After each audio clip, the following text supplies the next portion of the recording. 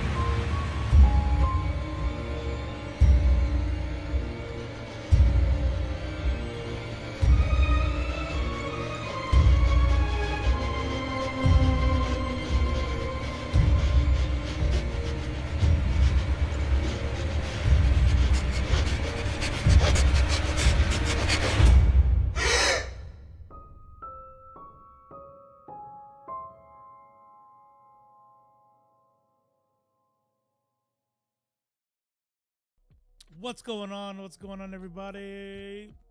I have a whole ass stream deck here. I don't have to do it with the mount. I could have just pressed the button, but I'm too lazy for that. What's up? What's up? L, yeah, definitely. Let's do that. Hold on a second. What the fuck's going on with this thing? Let's do that, but I want to make it more deliberate. I just want to like have an impromptu discussion about it. So let's say, what's tomorrow? Wednesday or wait, what is today? Oh yeah. Tomorrow's Wednesday. Let's do it tomorrow. That way I could like think about what I want to talk about, what I want to ask you. I did not have it planned for today, so let's do it. Yeah, for sure. What's going on? I hope are you still out there? What's going on, Rough Rider 86 Beta? Man, I feel like it's been a while. A lot of shit has happened. Flying home tomorrow. How do you like San Diego? So Maneater was down there for a conference, and then and it was sad because there are not many people that I come across that has ever been to San Diego that didn't say I love it. Right? I mean, obviously it's expensive and et cetera, but the people she went with, because she went with some other therapists and stuff, and they were like, eh. I was like, the fuck? Subscribe to HelloFresh and use my code PaulKChat. Oh, look at that. Yeah. Not gonna lie, kind of forgot I did that. So I use HelloFresh, and I got a notification talking about how HelloFresh is, looking for sponsors, right? So so I said, yeah, I'll sign up. So there you go.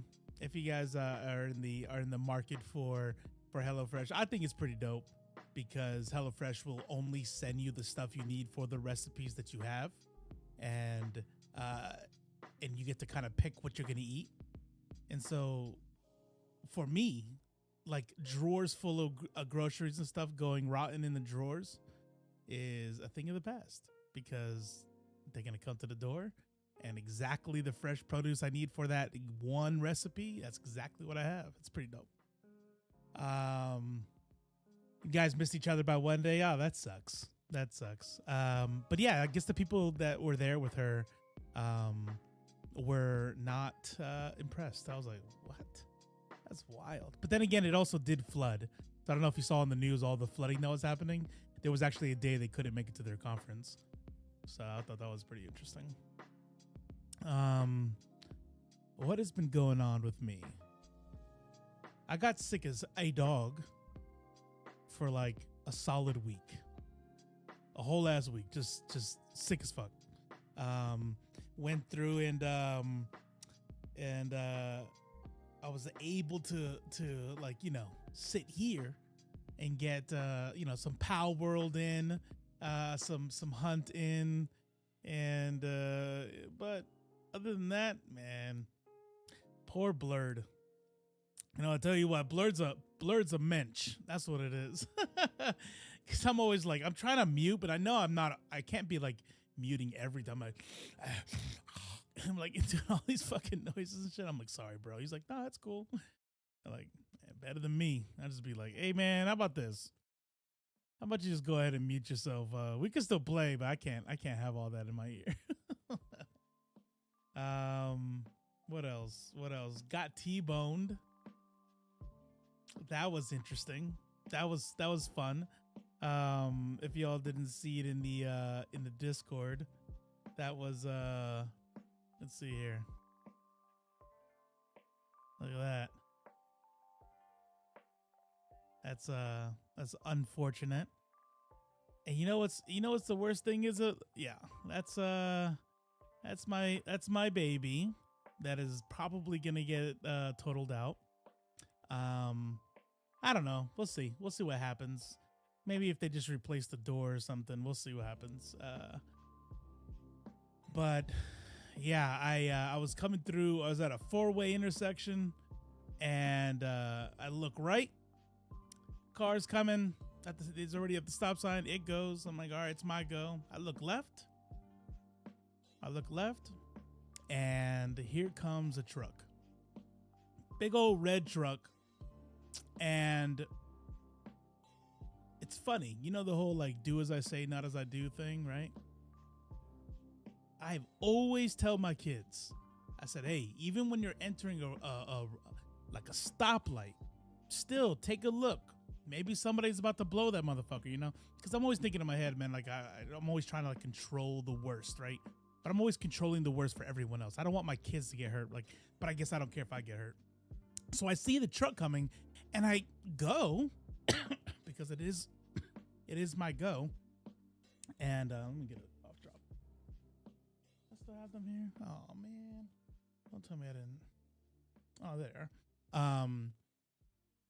I look both ways at a one way.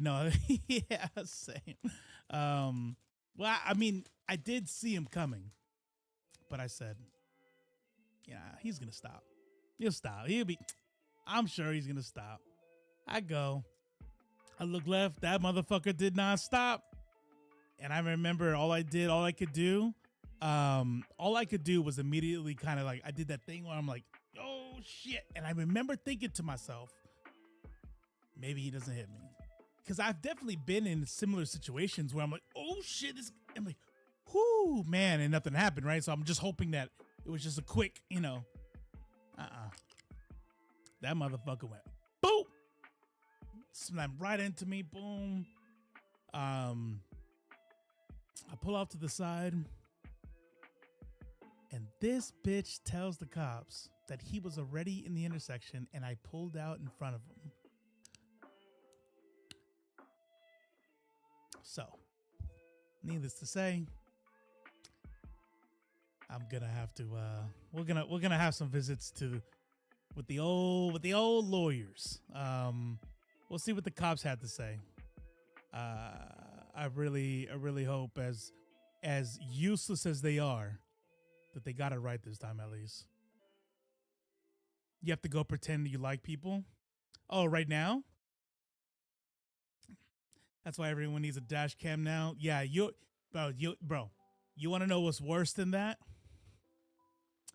I literally have a dash cam in the garage with all the hookups that I keep telling myself I need to get this shit hooked up. And I didn't have it. Dash cams can fuck you also. Well, best believe that if something happens, sorry to bother you. I want to offer promotion to your channel, viewers, followers, views, chatbots, etc. The price is lower than any competitor. The quality is guaranteed to be the best. Flexible and convenient order management. Let me go ahead and just take care of that bad boy. All right. Bad. Boop. Anyways, how have y'all been? Huh? How you been, Rough Rider? What is your conference? Oh yeah, that's right. No, it's the thing. This thing going on. All right, what do we got going on today? I keep reminding myself. I'm gonna write this down. Hold on a second. I want to make a Sports Center ticker. Not a ticker. You know that thing on the side where it says like what topics are coming up last? Style topics list.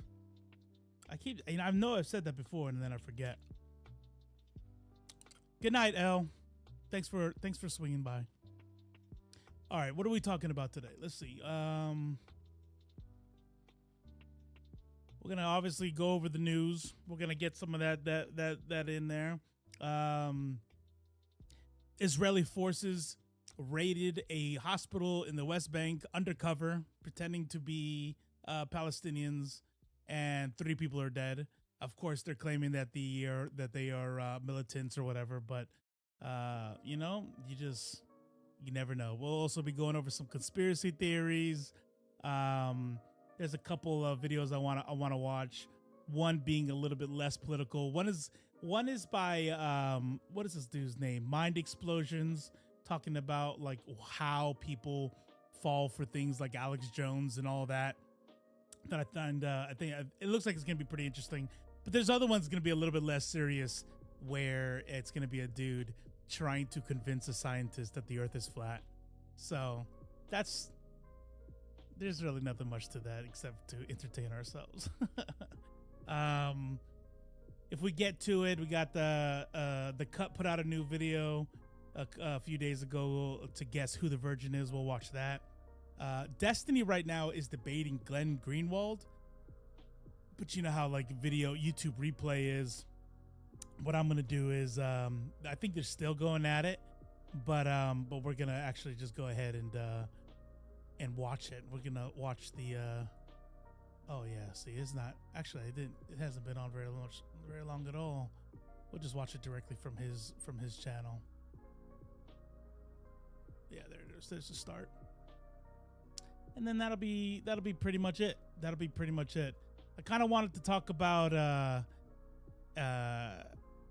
old dude Ben Shapiro made a fucking rap song, which is got to be some of the internet's most cringe shit I have ever seen. It's embarrassing. And it's also interesting considering the fact that I know this motherfucker has talked about how hip hop is not music. And you're gonna have somebody like Tom McDonald, who obviously doesn't really have much fucking respect for himself in the first place. You know, doing his thing. So I don't even know if I want to, how much oxygen I want to give that shit. Because really, what is there to say about it? The song is whack. Ben Shapiro sitting there in the hood, in a hoodie, and it really is. It's really like of no surprise to anybody. So yeah. Also, I got a new tracker right here. 335 days to go. This is for the YouTube side. Let's see if we can get to 1,000 by the end of the year. We're down a month, 11 months to go, but I would like to get Left Face on YouTube to 2,000 subs this year, and then we start working our way up there. So we'll see. I'm definitely pretty sure that it's going to be a slow start. This is how it usually goes with streaming: is you take some time off from streaming, and then people stop making it a part of their regular nightly thing, and then you got to kind of work the consistency back up. So I'm back. We're gonna have some quiet chats and some quiet streams for a little bit until we build it back up, and we'll get it going. We'll get it going again for sure.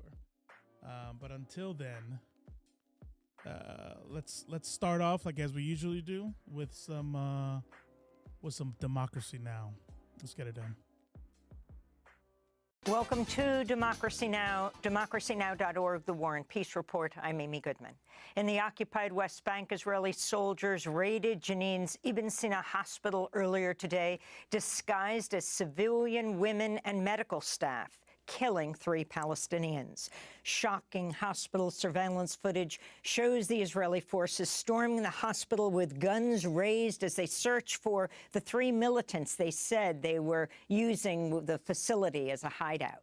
Israeli soldiers and settlers have killed more than 370 Palestinians in the West Bank since October 7th, while more than 6,300 people have been arrested. Meanwhile, deadly attacks continue in Gaza, where reports say Israeli strikes killed large numbers of civilians in residential areas of Gaza City. The death toll has now topped 26,700 since the start of Israel's assault. Hamas said it's reviewing a new truce proposal negotiated during weekend talks between Qatar, Egypt, Israel, and the United States. Hamas's political chief Ismail Haniyeh said he'll visit Cairo soon as part of the ongoing negotiations. Hamas has demanded an end to Israel's attacks and a complete withdrawal of occupation forces. Meanwhile, displaced Palestinians continue to flee as Israeli attacks target every part of the besieged territory. This is Suleiman, a young boy who fled Khan Yunis by wheelchair after he lost his legs in an Israeli airstrike. My dream was to play football, but the occupation army did not let me play. They cut off my legs. Thank God it wasn't worse. They stole my dream.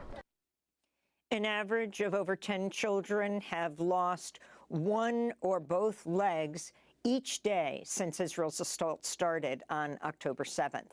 Many amputations have been performed without anesthesia due to the shortage in medical supplies.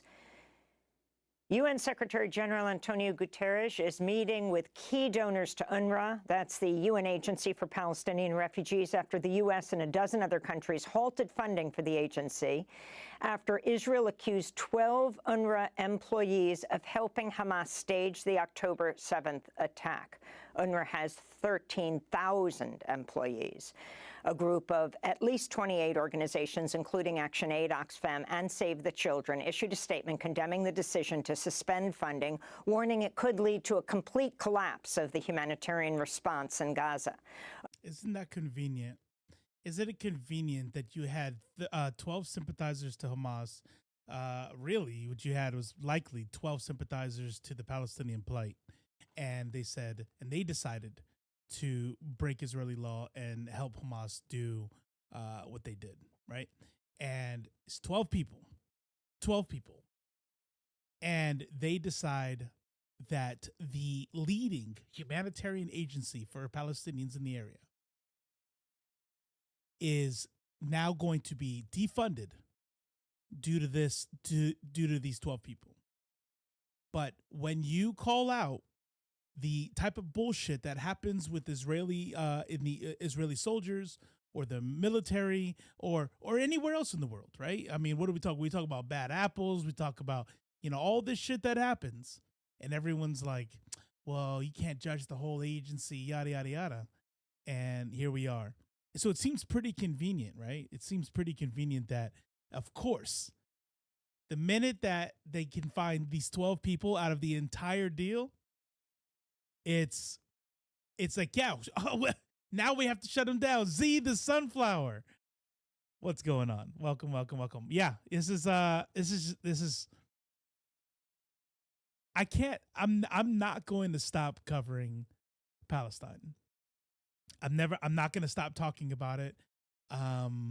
You know, there will be things that come up like, you know, the election year. We're going to be talking more and more about elections starting next week on Monday with Z the Sunflower. But we will always be talking about Palestine here, because I just can't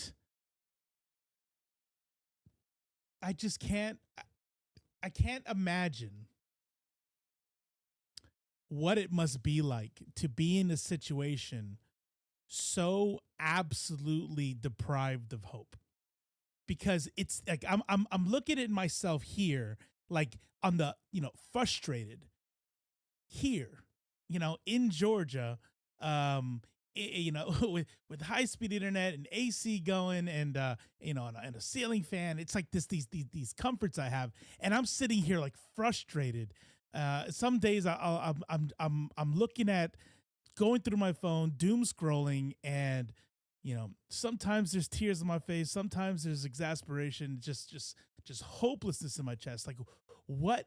Nothing, nobody. The entire world is sees what's happening. The entire world is against what's happening, and yet somehow I live in the most wealthiest nation in the world that's like, nah, we're good.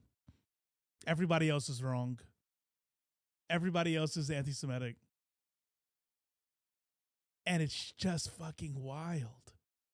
Wild. Shutting down UNRWA? Like just completely, oh, genocide? Nah. Nope. We're not. Yeah, but we're like we're quickly approaching 30,000. This is a mass debilitating event. This is a genocide event. This is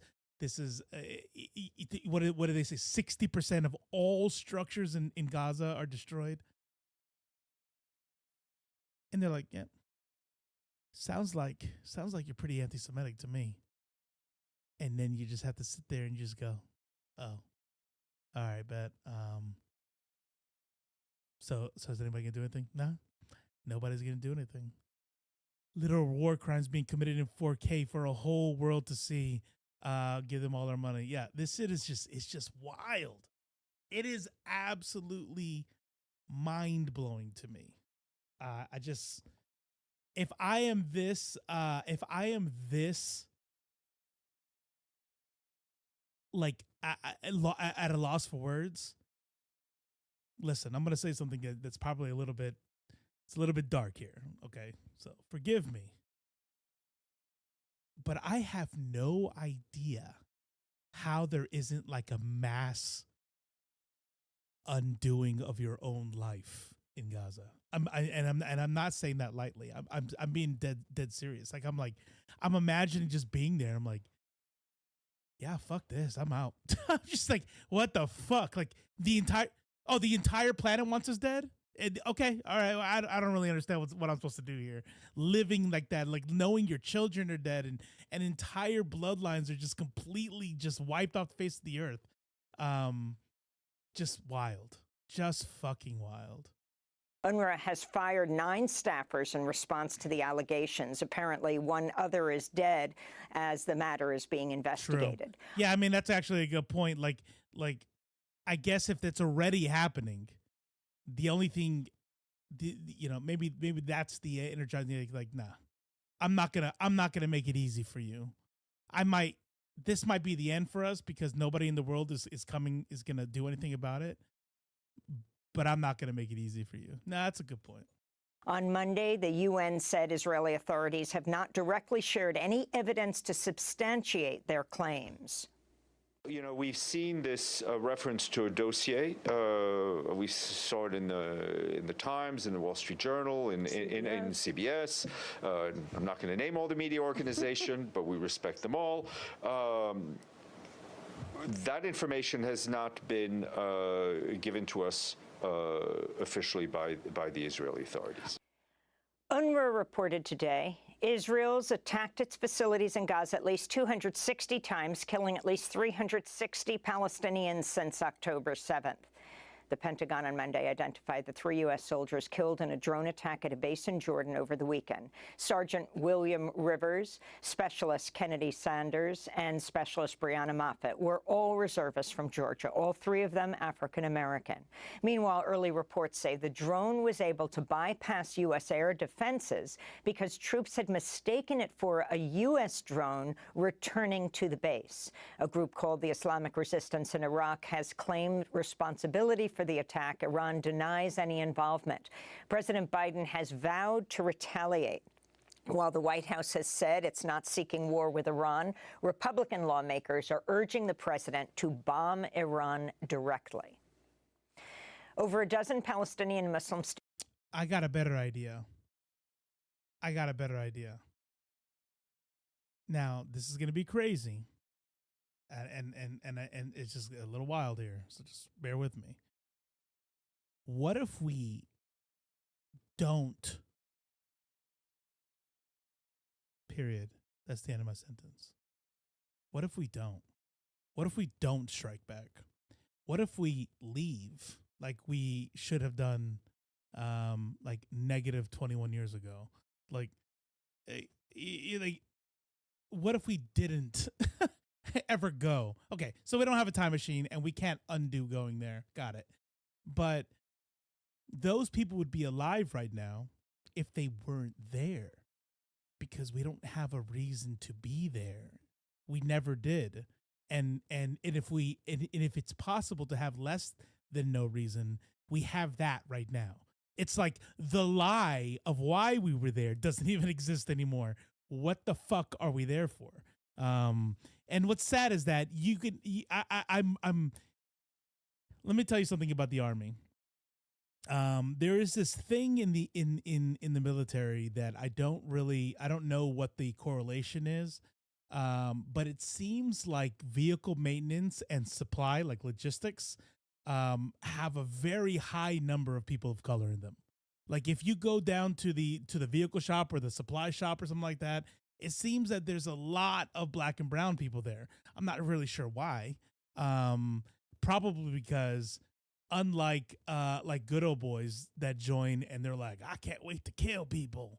Black and brown people are, you know what? Now that I'm thinking about it, I imagine it's an indicator of why different cultures, different sects of society might join the military.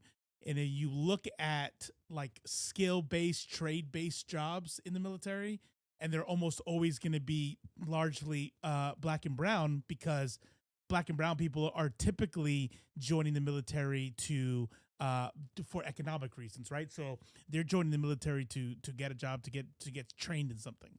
Whereas good old boys are like, I joined to hunt down the ragheads and blah blah blah, right? And it's like, and so when I see those 3 people that are dead at that base, that combat operations aren't really even going on anymore. These are people that were there doing logistical shit, admin shit, supply shit. And then they gave their lives for that because we still haven't pulled out. That shit is fucking disgusting. I fucking hate this place. Students at Harvard filed a federal civil rights complaint with the Department of Education accusing Harvard of discrimination and failing to protect them from racism and harassment. The students, who are represented by the Muslim Legal Fund of America, say they've been repeatedly targeted for attacks, including doxing, stalking, and physical assaults, in some cases simply for wearing a Palestinian keffiyeh on campus. This comes as the City Council of Cambridge, which is home to Harvard, passed a resolution Monday calling for an immediate ceasefire in Gaza and the release of remaining hostages. In related news, the University of Michigan Faculty Senate Assembly passed a resolution to demand the school divest from any company profiting from Israel's war on Gaza. In Pakistan, a court has sentenced former Prime Minister Imran Khan to 10 years in prison, accusing him of leaking state secrets. Khan has rejected the charges against him as politically motivated. He's already serving a 3-year prison sentence on corruption charges. Shah Mahmoud Qureshi, former foreign minister, top official in Imran Khan's PTI party, has also been sentenced to 10 years. This all comes 1 week ahead of February 8th elections, which Khan has been barred from. Khan was ousted as prime minister in 2022, blaming the military and rival parties for plotting against him. In other news from Pakistan, the Iranian foreign minister traveled to Islamabad Monday as the two countries moved to de-escalate tensions following deadly airstrikes within each other's borders earlier this month. This is the Iranian foreign minister, Hossein Amir-Abdollahian. If you look at the history of Iran and Pakistan, you will see that there have never been any case of the territorial differences or border problems and issues between Iran and Pakistan. So this is one of our prides, and this is one of our very clear manifestations of our good bilateral relations. In Sudan, at least 54 people were killed, including children and 2 UN peacekeepers, in attacks along the border with South Sudan. This weekend's clashes in the oil-rich territory of Abyei, which is claimed by both Sudan and South Sudan, is the deadliest since at least 2021. Meanwhile, the chief prosecutor of the International Criminal Court said there's evidence both the Sudanese army and the RSF are committing war crimes in Darfur. This is ICC prosecutor Karim Khan. I'm compelled to conclude and to report that it's my assessment that we are fast approaching a breaking point and that the conflict in Sudan demands your attention now more than ever. Nearly half of Sudan's 49 million residents are in urgent need of aid, with about 8 million people displaced by the intensifying violence. The UN estimates some 12,000 people have been killed, but the true death toll is believed to be much higher. The United States has reinstated economic sanctions on Venezuela following a decision by the Venezuelan Supreme Court to uphold a ban of leading opposition presidential candidate Maria Corina Machado from running. Elections are scheduled for later this year. The government of President Nicolas Maduro accuses Machado of supporting the harsh U.S. sanctions that have tanked the Venezuelan economy and of backing a U.S.-imposed unelected interim opposition government. Machado, who won a primary election held by the opposition last October, spoke yesterday. I received the command of almost 3 million Venezuelans who exercised popular sovereignty on October 22nd, the opposition primary election day. I represent that popular sovereignty. They cannot have elections without me, nor the millions of Venezuelans who voted on that day. The White House has given Maduro's government until April to allow Machado on the ballot. Last October, the U.S. eased some sanctions on Venezuela's oil industry under the condition Maduro allowed opposition candidates to participate in the election. Those sanctions could also be rolled back if the ban on Machado is kept in place. Tension continues to mount on Capitol Hill as the Senate pushes negotiations for a bipartisan border enforcement deal attached to military aid for Ukraine. Far-right Republicans, encouraged by former President Trump, have said they'll sabotage the deal, even though it includes some of the harshest immigration restrictions yet, including granting executive authority to block people from applying for asylum once the number of apprehended migrants at the U.S.-Mexico border reaches a daily average of 5,000 in a week. President Biden's already vowed to use the new emergency authorities to shut down. So by tomorrow, we're going to have the details for the current deal. We're going to talk about that tomorrow. I will tell you this much. If the situation, Jesus, this is actually, I was thinking about this earlier when I was like, okay, I'm gonna write that down. We're gonna put that on the deep dive for tomorrow. This deal. And I actually thought of you immediately, Z, because I was like, you know, spoiler alert, I'm still going to tell people that they should vote. But, you know, Biden is not making this very easy. Nothing in that bill. Well, I don't want to say nothing, but a lot of in that bill. Border deal with Repubs is so fucking horrendous, and it's like you have, and it's for what? It's for what? And if they and I guarantee you, if you look into it, Ukraine, no, it's gonna include deals to Israel. Guarantee you. Guaranteed that this deal, when I dig through it, can I share a video? I feel like it would help contextually with my attitude on this. Absolutely, yeah, absolutely. The southern border, praising the deal as, quote, the toughest and fairest set of reforms to secure the border we've ever had in our country, unquote. Immigration rights groups have condemned the deal, urging Biden to support humanitarian relief. The proposal also drew criticism from Mexican President Andrés Manuel López Obrador. Well, that's not realistic. With all due respect, how are we going to solve the migration problems with walls? How are we going to solve migration problems by closing the border? Why these proposals? Because elections are coming. That's right. And here in New York, Harlem Council member and exonerated Central Park 5 member Yusef Salaam was pulled over by police Friday night while driving with his family, his wife and 4 daughters. Dashcam video shows the officer appearing to back off after Salaam, who was sworn in less than a month ago, identifies himself as a member of the New York City Council. Salaam says the officer never responded to his request to know why he was being stopped. The NYPD later said it's because his car windows were illegally tinted and he had an out-of-state license plate.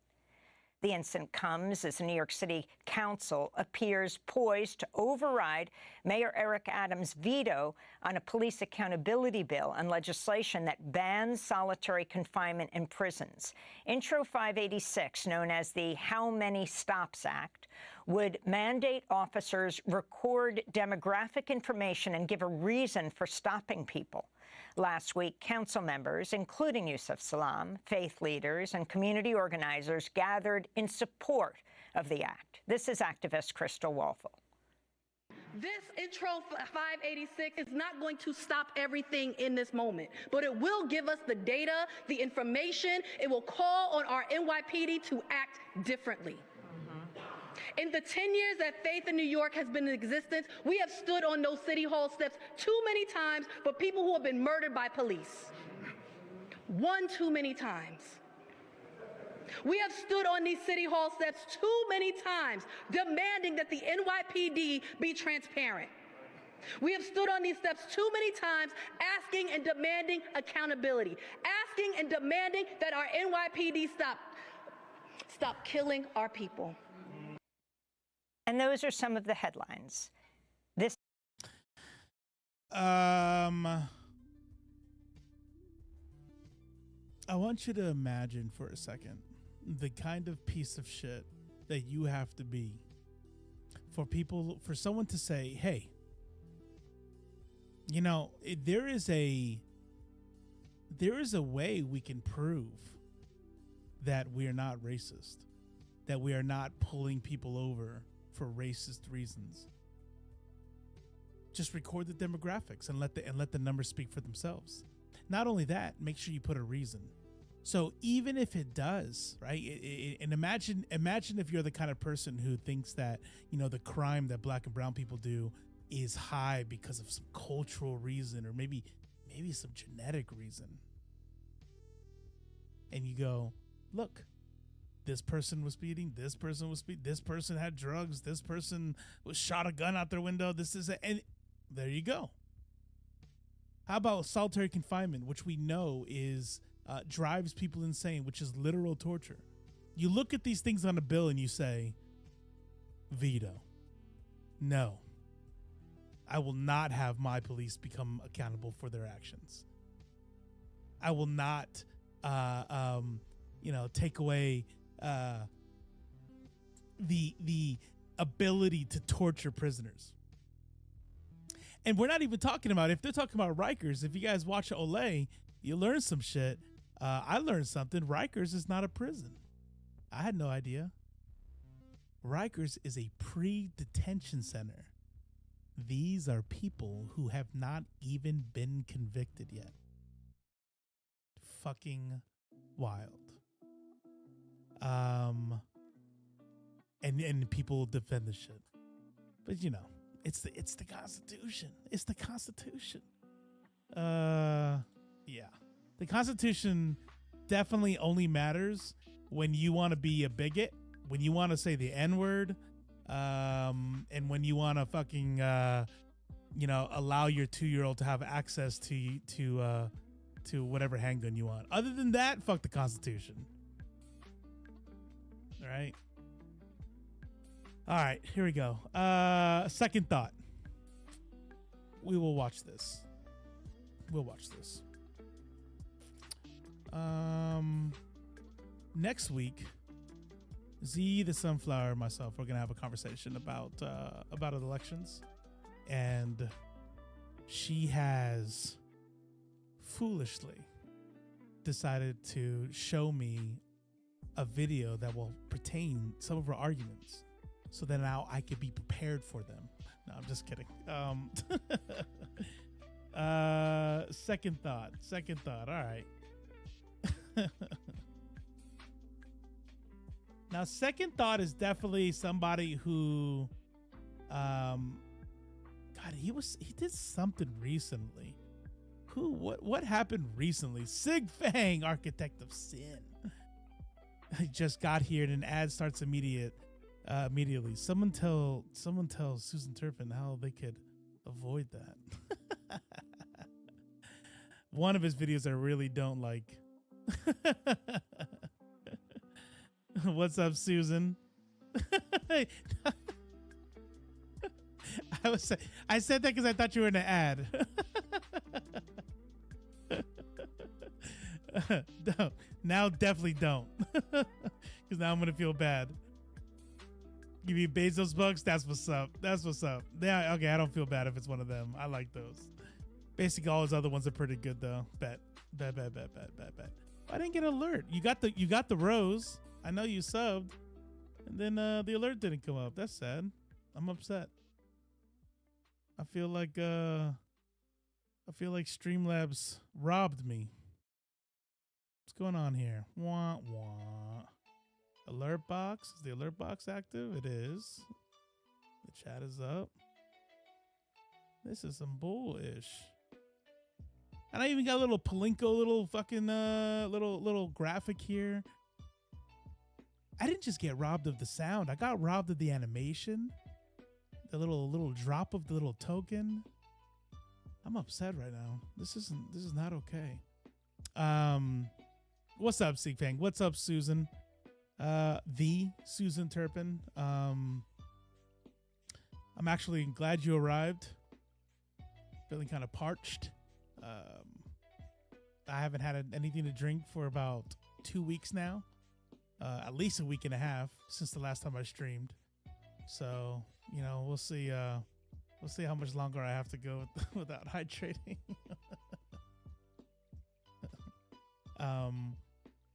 So we'll see. We'll see how that goes. Does that show up on these? Oh, I'm gonna miss them. I see. That's why. Oh, so refreshing. It's like I was in a desert. Mojo Quid on the YouTube side. I didn't get a notification for the stream. Only saw it because I'm scrolling for stuff to watch with the wifey. It's our after dinner thing. Now let me tell you something, Mojo Quid. That is adorable. I just want to say that is awesome. You guys definitely. I like when I hear things like that. Yeah, like a thing me and my partner do. That's cute. That's cute as fuck. Nah, it's just cute. I don't have to man it up. I don't have to man it up. It's an old habit. That's cute as fuck, bro. And I have to say fuck like that. That way nobody thinks I'm soft. All right. Let's see. All right, bet. Yeah. All right. So here's what we can do. We're gonna have a little bit of a change in the programming. We're gonna watch a video on why the U.S. is not a democracy by Second Thought. This is a video sent to us by Z the Sunflower. Z the Sunflower is a streamer. Actually, you know what? Don't I have little things? I don't know. I'm kind of JV at this shit. So let's see here. Z the Sunflower.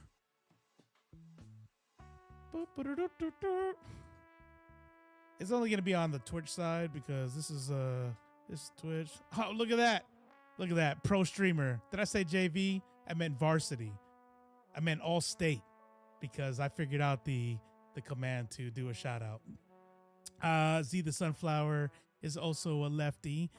We will be talking next week about our positions. Obviously, we're going to agree on almost everything except right now the conversation in the atmosphere, in the particularly, I wouldn't even say the internet, right? I wouldn't even say the online left or anything like that because I actually, I'm trying to get out more and more. I was at a vigil for Palestine recently. I was on my way to protest for Free Palestine when I got T-boned in that accident. And that's what happened last, was it on Saturday? Yeah, on this past Saturday. So that was wonderful. So I'm trying to get out there and I'm not trying to flex or anything, but what I'm trying to say is I'm having discussions with people in real life too. And this discussion about elections is actually not just online. And so it's a struggle. It's something that people are understandably it's something I definitely respect, are like, how can you, right? How can you? When you look at what's happening in Israel, when you look what's happening on the border now, the kind of concessions that the Biden administration and Democrats in Congress are going to be willing to make in order to get weapons into Ukraine, to get funding to Ukraine, right? Now, I'm not one of the staunch anti-Ukraine leftists, right? That's not me. I think there are good arguments for why we shouldn't be involved. None of it's going to be revolve around Ukrainians or Nazis, nothing like that, right? But it's more along the lines of like I'm down to help them. I'm good. Putin is the bad guy. Putin is the aggressor, but we also have to take everything into account, right? Take everything into account. And now I'm saying, to myself, what's up? Not my name now. It's okay. That's okay. Appreciate you being here. It's taken into account the fact that when you are willing to give anything to make that happen, it kind of makes you wonder, right? It's kind of like, yeah, we need to support, we need to fund Ukraine. Okay, great. Yeah, I'm here for it, right? That was kind of controversial. A lot of, especially in the DSA, a lot of talks, looking at a lot of the things that were happening within the DSA and DSA International. And it's like, no, we're supposed to be, anti-war. Okay, yeah, but this is different. This is actually an invasion happening, and Russia is doing this is literal colonialism, right? And we're fighting against that. Now, not saying that Zelensky and his administration are now suddenly, the proletariat or some shit, but the fact of the matter is, I'm down to help them. However, am I down to help them at all costs? Am I down to help them and when it means, shitting on people, on immigrants, on black and brown people, on funding Israel? Am I down to what am I willing to concede to the absolute fucking ghouls in the conservative, on the far right Republican Party? And we're not going to say the MAGA types. We're just saying the Republican Party because that is who they are. And I'm sitting there thinking more and more, what is it we're supposed to do at this point? What are we really supposed to do? Now, all that said, and this is going to make Z go, oh my fucking God, you were almost there. All that said, Trump is worse. But let's check this video out. Let's check this video out. And who knows? Maybe my mind will be changed. I will put the link in the chat as usual. This is going to be second thought.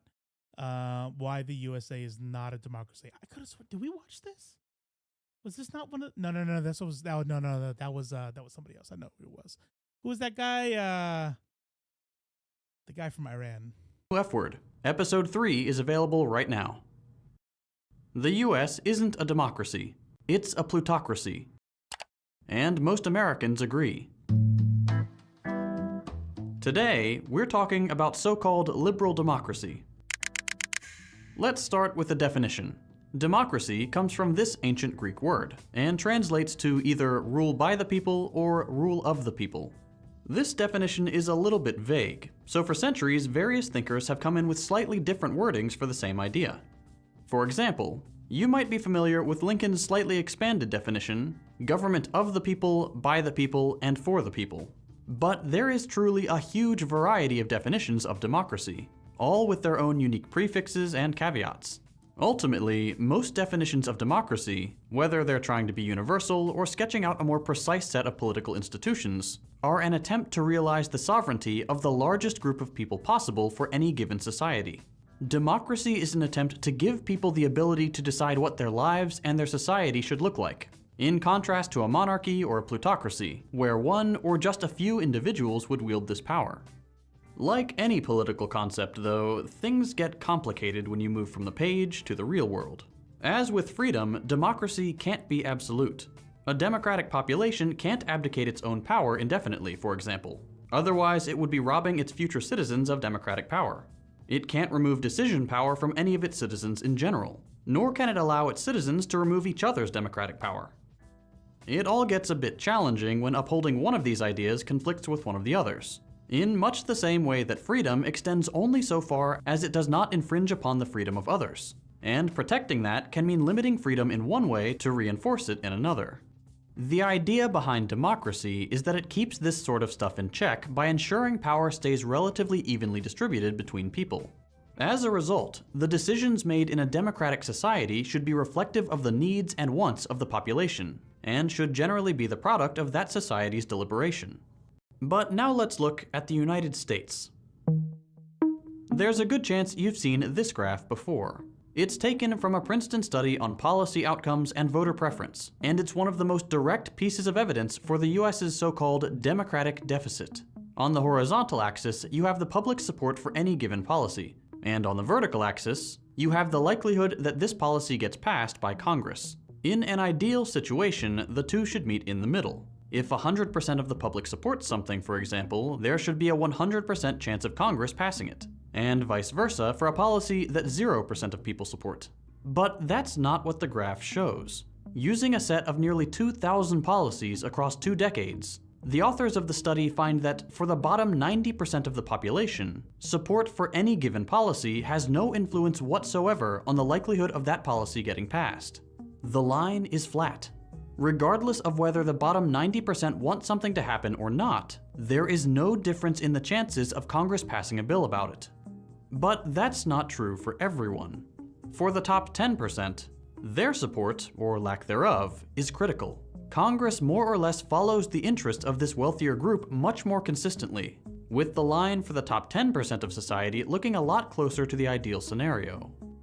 You could see stuff like this in things like, well, I mean, like you could look at for support for Roe v. Wade. You could look at abortion rights. You could look at LGBTQ plus rights. You can look at Israel. You can look at a lot of these things, and it really doesn't ever matter until you start affecting the bottom line. And I think that's clear to everybody here that that is what that yellow elite representation is affecting, is because you don't affect elections, money affects elections. And so, this is this seems to check out, in all pragmatic ways anyway. When our country's economic elites don't want something to happen, it doesn't. And when they do, they have much better odds than the majority of the population. It's as simple as that. Your vote only helps pick which part of the wealthy population has a say. So far, this isn't all that surprising. Like we saw in that bar graph earlier, most Americans have gotten accustomed to the idea that the government doesn't represent the interest of the majority, nor does it adequately cater to the needs of various disenfranchised groups. People know who benefits from the way our government acts. The only thing I'll say about that, though, is that I'm not sure that that's surprising to anybody, given the democratic republic nature of what this is. Like, I don't know that it would be, possible for 100 senators to reflect mathematically the will of the people, of 230 million people.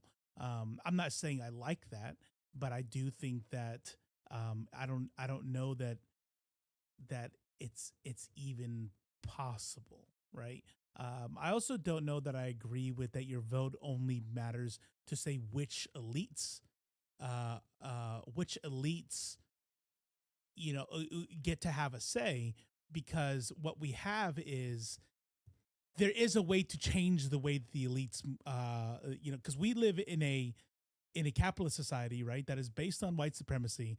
And the fact of the matter is that the elites need to make money too, right? So women's suffrage didn't happen because the right elites got into power.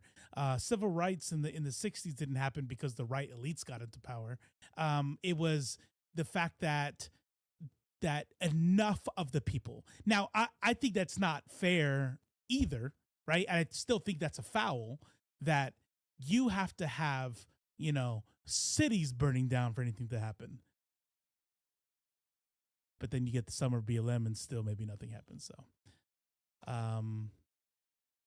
a flat line, literally zero representation for the bottom 90%. So the bottom 90% is. So here's the thing: is so in data analytics, one thing that I learned is just how bad human brains are. Not stupid people. Not like just human, like literally humans. Like numbers are really, especially the bigger they get. When I talk about, when you talk about 90%, like we're talking 90%. We're talking about people who don't vote, who include like every single walk of life. And these are the kind of people that politicians. And okay, I'm going to tip my hand to you here.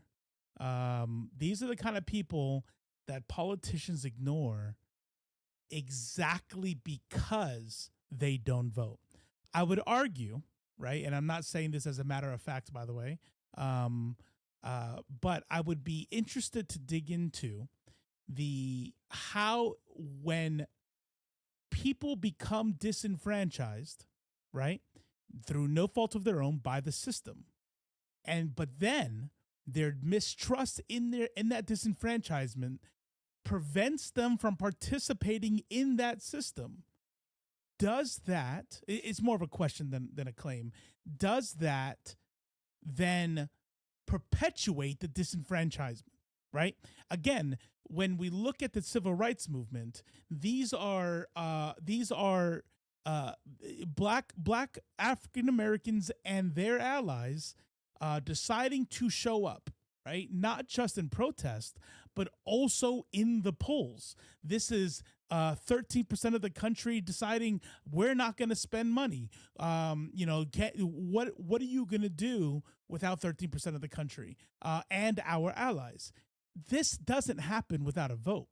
And so I think it's dangerous, because that flat line that we're seeing is, could very well be an indicator of those people that are being ignored for the very reason that we say, because we're not just talking about opinions.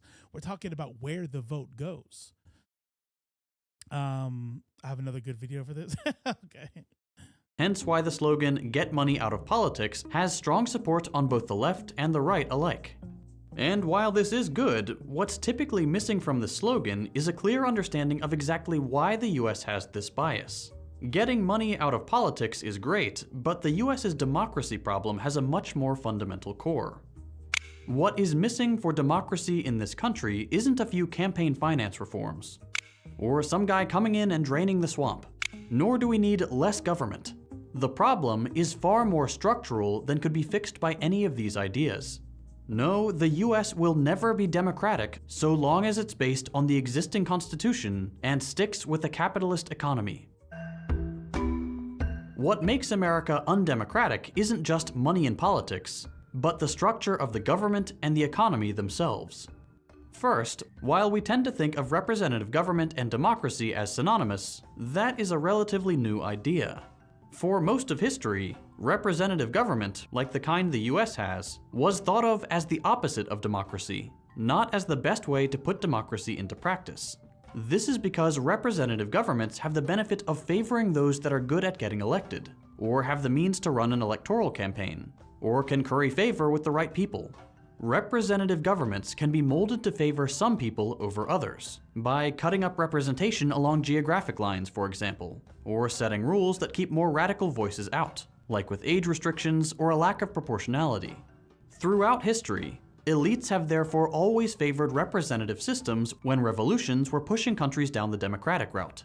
Better to accept some democratic concessions, like universal suffrage, but contain them within institutions that could still be regulated by those who would otherwise be dethroned.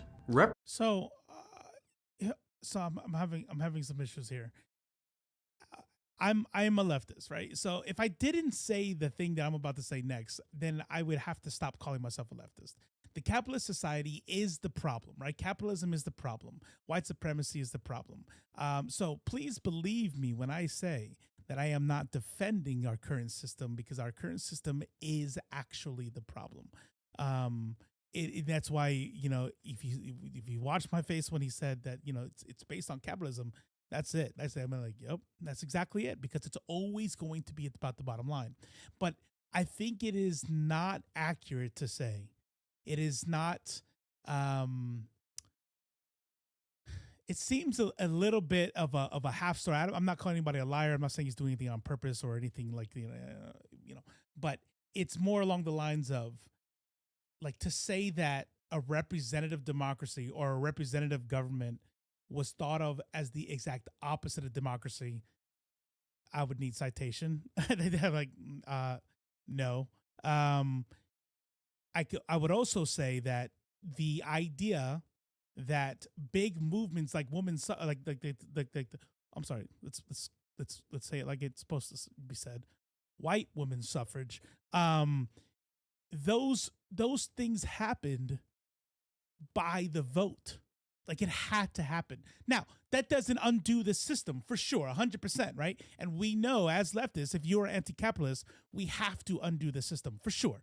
Okay, but I don't know if undoing the system is synonymous with bringing democracy. Like, and if you don't have a socialist democracy, then you don't have democracy at all. And I don't know if I buy that part. That's my thing. Representative government was seen by the elites that came out on top as a way to quell the general public and filter its interest through their own, ensuring that the democratic zeal of the No, it's not about capitalism. It's about the fact that a representative government is opposite of democracy, and that these sort of controls that we have, like when he said that, you know, allow people to have women's suffrage as long as it's in a system that they can still control. Like, that part is a fact, but that doesn't negate the value of a democratic representation, right? First of all, nobody wants pure democracy. So whenever I see these kinds of videos, like sometimes, like, because like people like Second Thought and like Hakeem and stuff like that, I would say these are the kinds of creators and brains that I typically agree with like 95% of the time. But there's like this 5% kind of like little tweak, and it's in their very absolute language. And maybe that's too pedantic on my end. Maybe I shouldn't be like that. But when I hear things like it's not a democracy, or it's the opposite of democracy, or it's not, you don't have a democracy here because capitalism maintains these levels of power that you can't change, for sure. However, there is a reason why the women's suffrage movement, white women's suffrage movement, was successful, and it was due to the will of the people, right? Granted, if what they wanted was to tear down capitalism, it would not have succeeded. But there are still things that we could do through our brand of democracy, even if it is weak. You can have democratic components in a non-democracy based governmental system.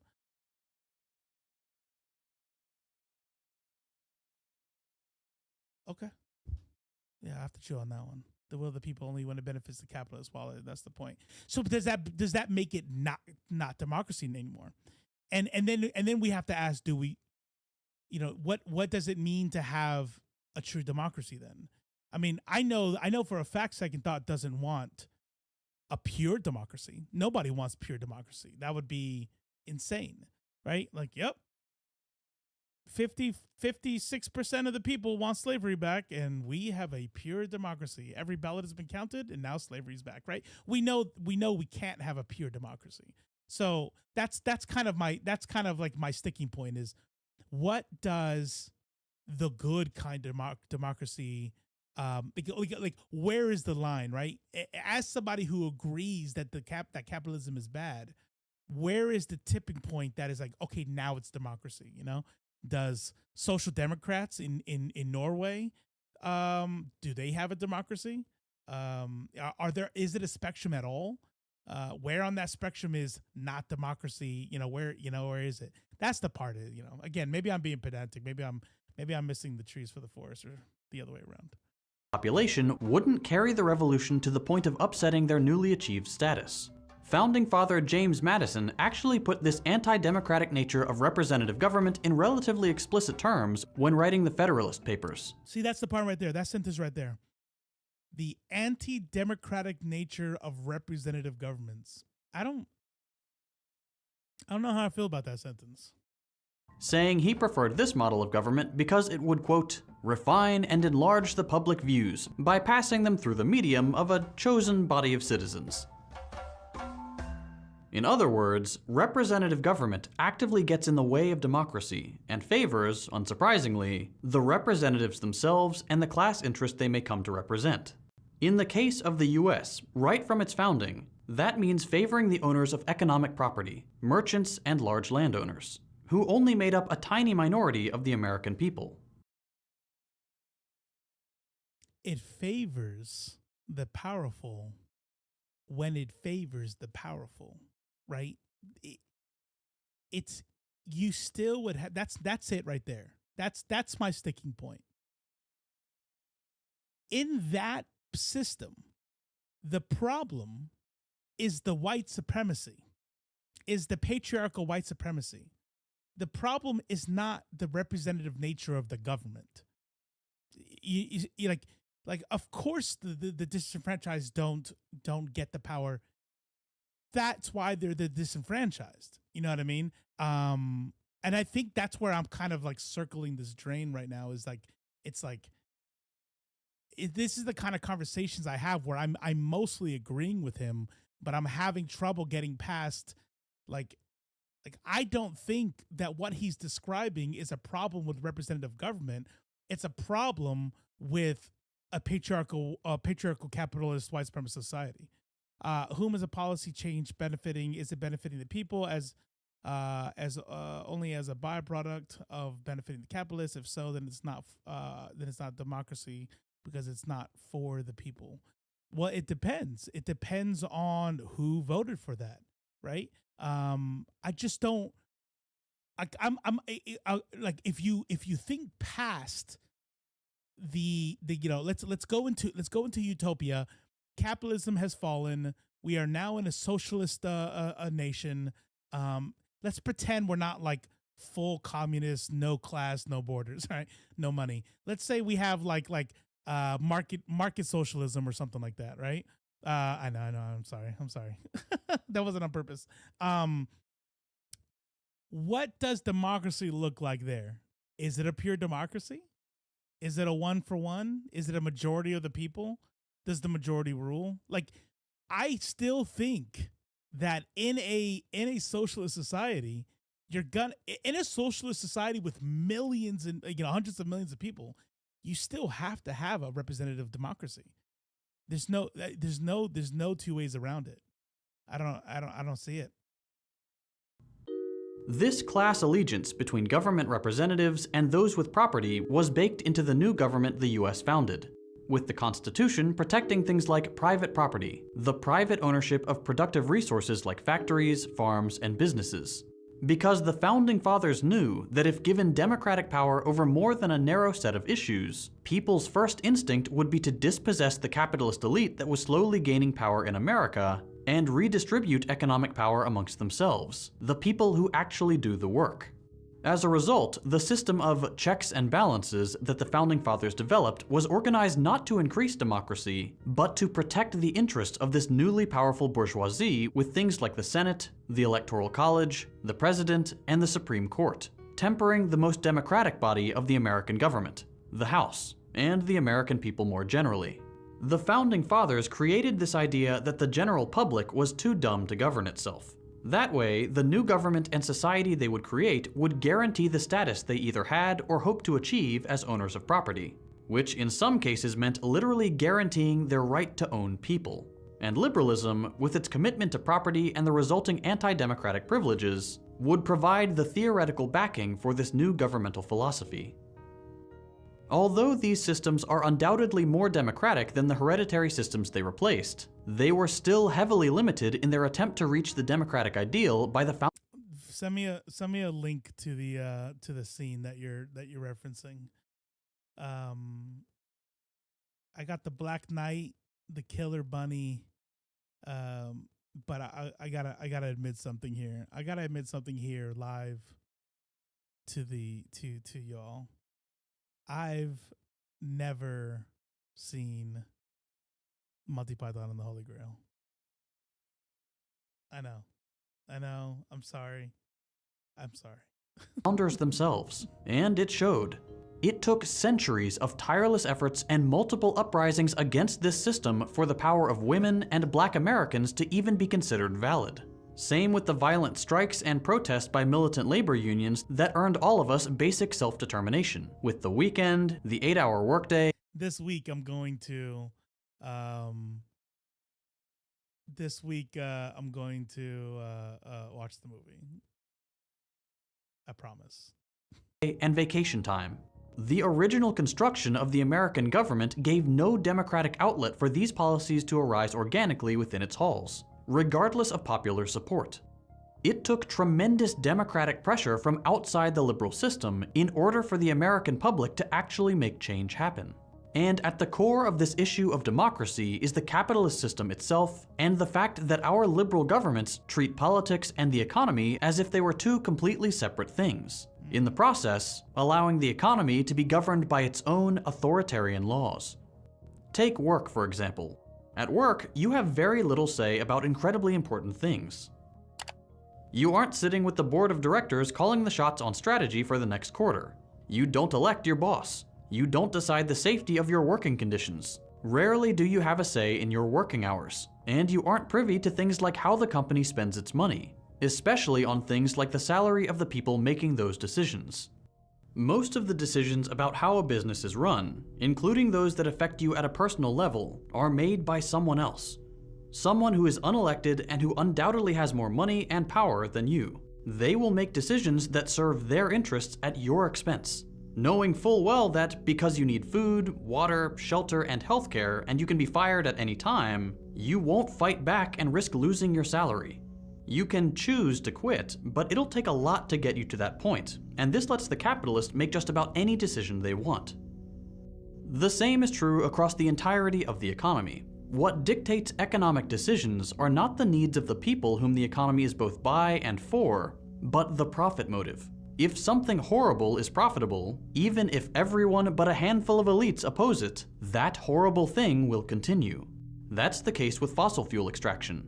At the same time, something that is necessary for millions of people may not happen at all if it isn't profitable, like feeding everyone. Feeding the poor is never going to be as profitable as overproducing for the wealthy. While democracy seeks to even out the power among society and make sure that people aren't able to coerce one another into acting against their own interests, capitalism structures society into a hierarchy, with more money giving people more power over others, and therefore the ability to serve their self-interests and punish entire sections of the population far beyond what a democratic body would allow. Ultimately then, capitalists are terrified of working people having as much power as they do. And luckily for them, the capitalist system isn't built to funnel money and power downwards. It's built to concentrate both in fewer and fewer hands. Wow, it sounds like somebody who's jealous that they're not a billionaire. Look at all those hard workers up there. Do you know what they had to sacrifice, what they had to do to become successful? Y'all can be that too. You know, you just are just too lazy. I'll be there one day. Don't worry. I'm a future millionaire. Whatever democracy may exist in some idealized primitive capitalist system that libertarians love to talk about will eventually be washed away. Well done. Away by the mergers and acquisitions that centralize capitalist power. When we on the left prioritize democracy and emphasize it so much, this is why. The capitalist system cannot do anything but corrupt democracy, whether that's by influencing government through lobbies, think tanks, and direct infiltration, or by constructing a separate realm of human life where democracy doesn't apply, the economy. Even though this mythical economy is where you spend most of your waking hours, and that decides the money you make for food, the price of shelter, and whether the free market. That's what it is. Whether you get to keep your teeth or not, it is subject to the decisions of the market and the capitalists who occupy positions of power within it, not to democratic forces. It isn't just that our governments disempower the public through gerrymandering, or voter ID laws, or privately financed electoral campaigns. At the end of the day, the most determinant aspect of our lives, the state of the economy, is left up to forces that we know will happily crush the needs and interest of the vast majority of the population to satisfy the greed of a well-positioned few. Our democracies are neither by the people nor for the people. They are by and for the capitalist class. But it doesn't have to be this way. By bringing the economy under democratic control, the pressures felt by everyday people in the workplace can be reduced. So long as there is scarcity, difficult decisions will need to be made, and we won't completely eliminate the everyday stress of human existence. But the artificial stress of creating surplus exclusively for a class of property owners, that we can get rid of. More generally, government decide whether you get to keep it. Me literally working and adding insurance benefits between. Is that what you do? Do you work in insurance? Governments could shift away from the parliamentary democratic model imposed on us centuries ago by slavers and landowners, and instead adopt a style of council democracy, or liquid democracy, to blend elements of representative government for those who prefer to temporarily delegate power, with more direct democracy elements for those who prefer to be involved. Workplaces could be run without management entirely, or with a group of managers directly elected by the workers. Constitutions could be drafted and approved by referendums of the general population, like is the case in Cuba and is starting to take shape in Chile. Positions within democratic institutions could be assigned by lottery, the way jury duty is, or by any number of other methods to ensure a more decent representation of the population. Central aspects of the economy could be planned or otherwise controlled to ensure that basic necessities are available to all. Central planning. Preventing people from using the threat of taking them away as coercion. There are countless ideas that could increase the democracy of our country, that could submit necessary decisions of collective need to collective deliberation, while ensuring personal decisions remain guaranteed. But at the end of the day, a society in which the freedom to exploit is guaranteed to those with property can never be a democracy.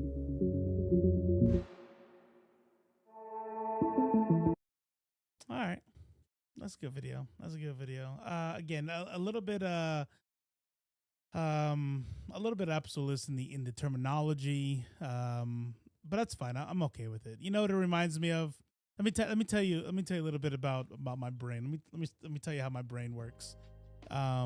There's a saying out there for like feminism that I hear, and it's, if your feminism is not intersectional, it's not feminism, right? I'm just giving an example, totally off topic. but as an example of the way my brain works with words. Now, I understand the spirit of that phrase. I understand what that means, and I agree with the spirit of it, right? However, I'm the type of person that hears something like that, I'm like, I mean, kinda, sure, yeah, not really. You know what I mean? It's like you could have shitty forms of things. You know what I mean? Like the feminism that we saw in first wave feminism, the when we saw with Susan B. Anthony and all the rest of the women that didn't give two fucks about anyone that wasn't the color of my shirt, was still feminism, and arguably the shitty, flawed, racist type of feminism that would eventually grow into intersectional feminism, which is obviously more superior. But if somebody were to say, you know, if you don't support X, Y, and Z, if you don't support X, Y, and Z, then you are not this thing. I don't know. My brain kind of is like, well, kinda, not really. I mean, I'm okay with there being shitty versions of things. I still don't know what the answer is to 320 million.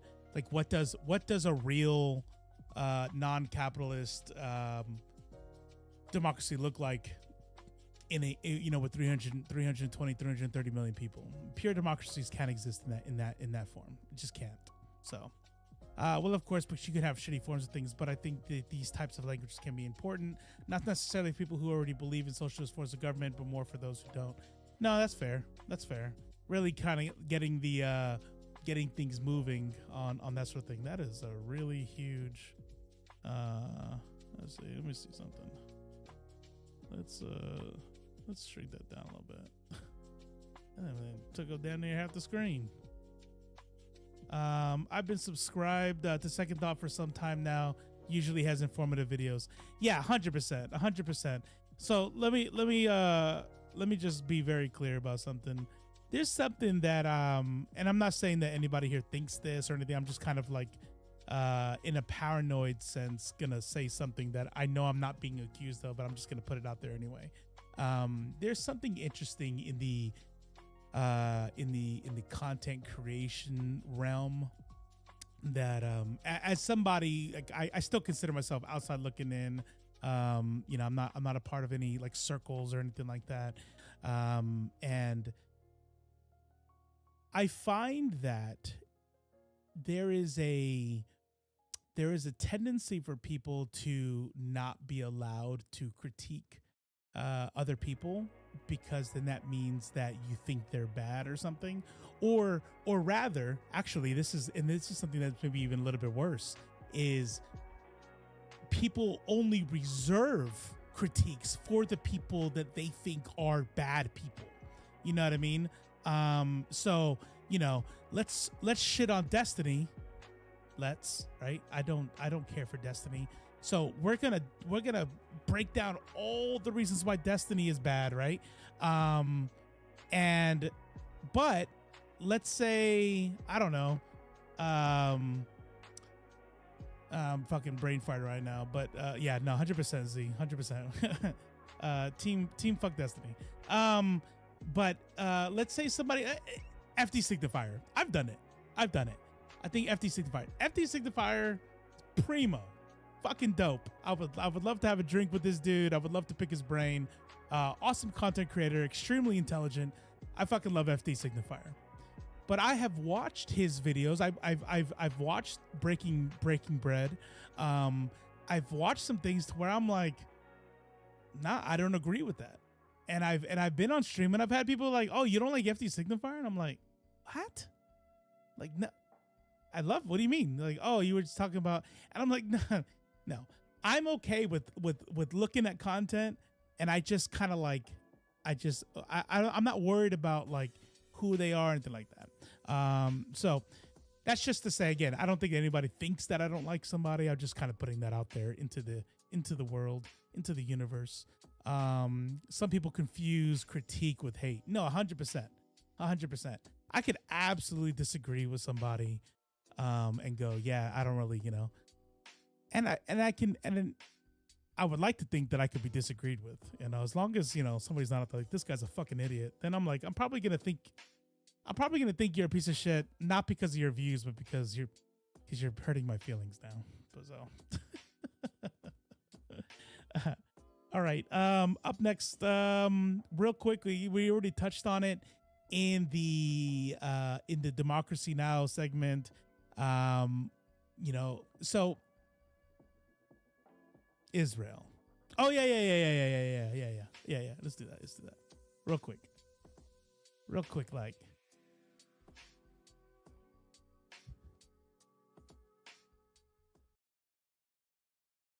That's what I'm on about. Oops. Old woman!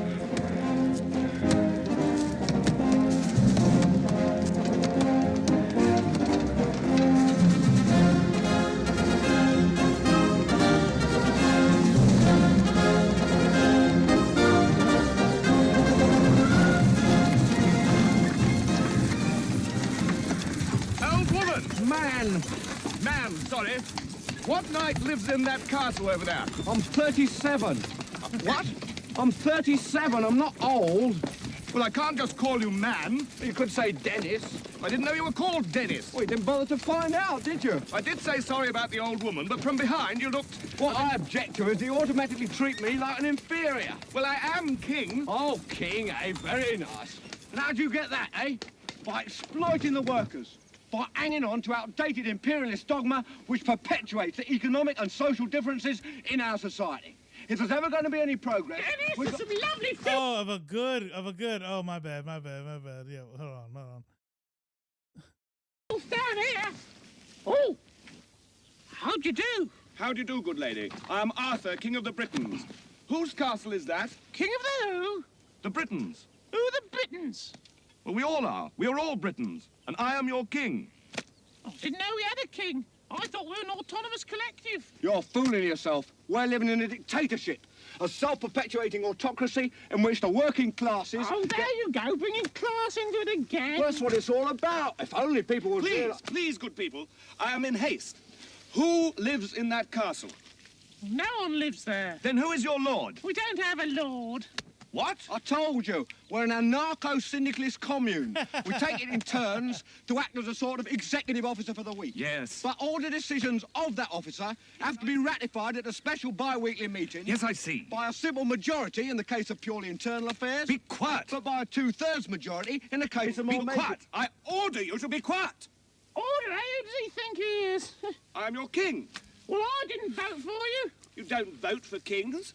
Well, how'd you become king, then?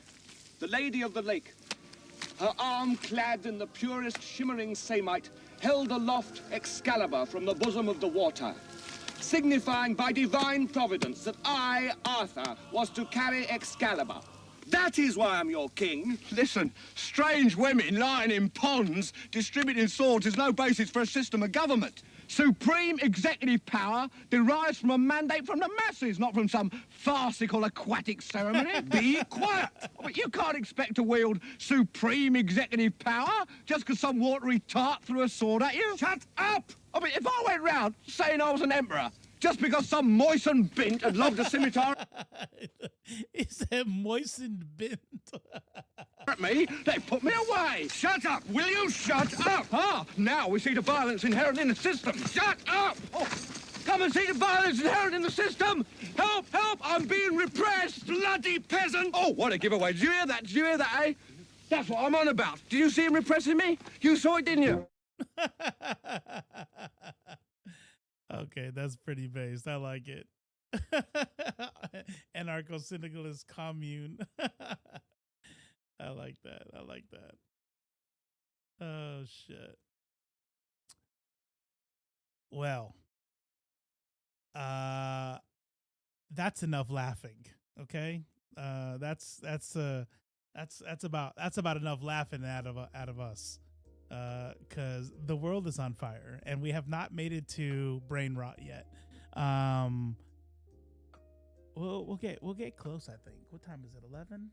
I think we're on. We're good. We're good. We're doing good on time. I think.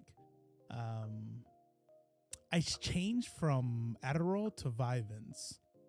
I feel my brain is sharper, but that bitch lasts a long time. So if you're not taking that at 9 a.m., good luck. Good luck getting to bed. By 9 a.m. Okay.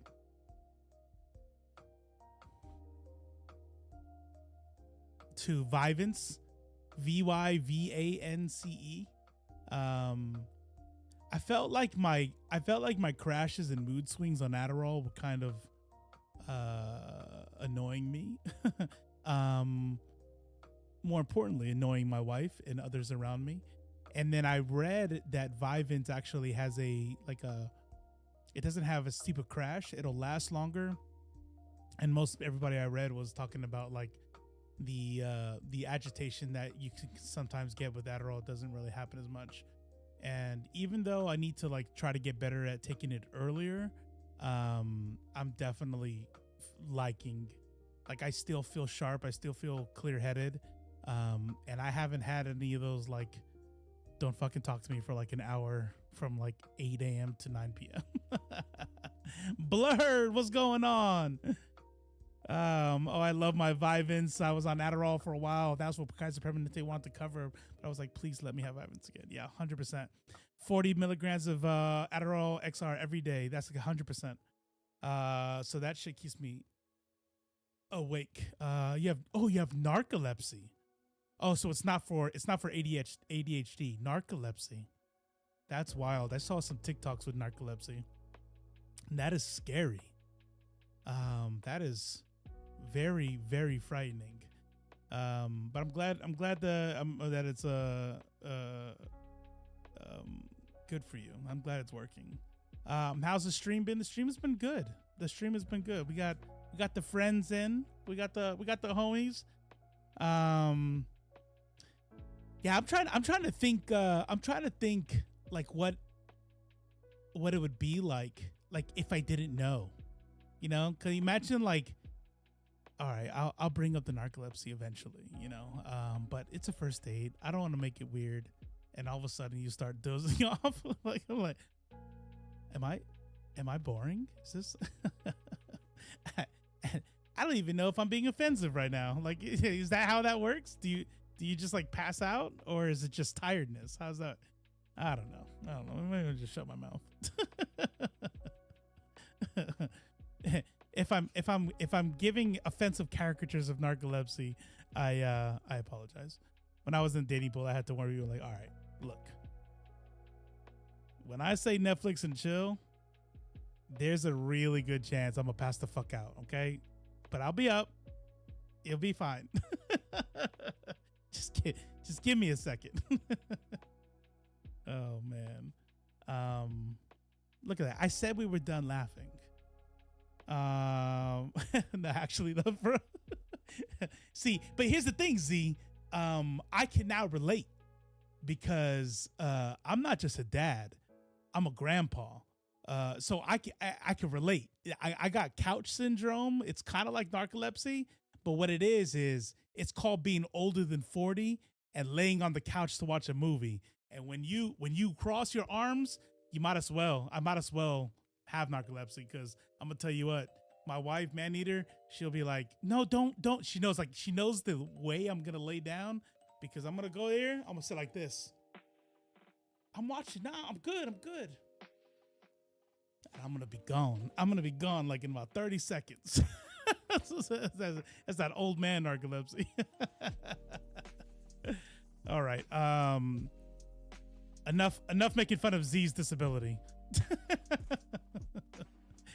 Bro, you do the dad thing and fall asleep. 100%.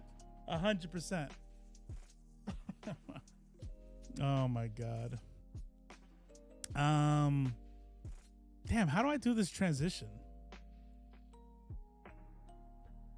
So the IDF committed some war crimes today. Transition. So check this out. I can't. We're gonna wait. So check this out. There are I know, right? Let's all have some fun, and then we're gonna go into war crimes. So, you know what's funny? In my life, there have been times where I have like made some questionable decisions. Maybe I show up to work and I still have alcohol on my breath from the night before because I decided I'm going to drink until the crack of dawn because it was Thirsty Tuesdays or Taco Tuesdays, and I thought I would be fine. And then I get in trouble, right? I'm like, you know, and then maybe you're late the next day, or then maybe like there's just some series of kind of fuck ups that you do at work, and then typically this is what happens, right? Same thing like when you're a kid, right? You get an F, right? You get an F in class or whatever it is, and typically what happens is you go, I need to fucking keep my head down. I need to chill the fuck out, let the dust settle a little bit, because the spotlight is on me and I'm not going to get away with shit. Okay. So you kind of like, you know, you got to clear your plate, keep your head down, keep moving. Well, what Israel decided to do instead is, you know, if Israel was that person who was like, fuck it, I'm going to show up late, I'm going to do whatever, I'm about to get fired. And, but then I remembered that my dad is the United States of America and nobody's going to do shit to me. So I'm just going to stay wasted at work. That's pretty much, Israel. So we're quickly approaching, what are we at? 26,000, 25,000. I think we broke 26,000 dead in the genocide that is happening right now in Palestine. And the ICJ has ordered that they need to be taking extra efforts to make sure that a genocide is not happening or does not start to happen, right? And they have to report back on what methods that they are going to use, they're going to report back on what they are intending to do to prevent a genocide in a month. Okay?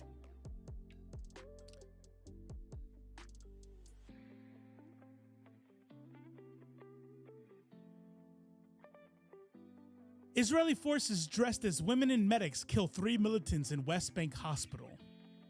We're not even in Gaza. We're in the West Bank. We're in the occupied West Bank, where it is illegal for Israel to be under international law. It is illegal for them to occupy it. It's illegal for Jewish people to be living there in their settlements. And in case you didn't know, it doesn't matter if you're a fucking SS fucking Nazi, if you are Taliban, it doesn't really fucking matter. It doesn't matter if you are a fucking Jeffrey Dahmer incarnate.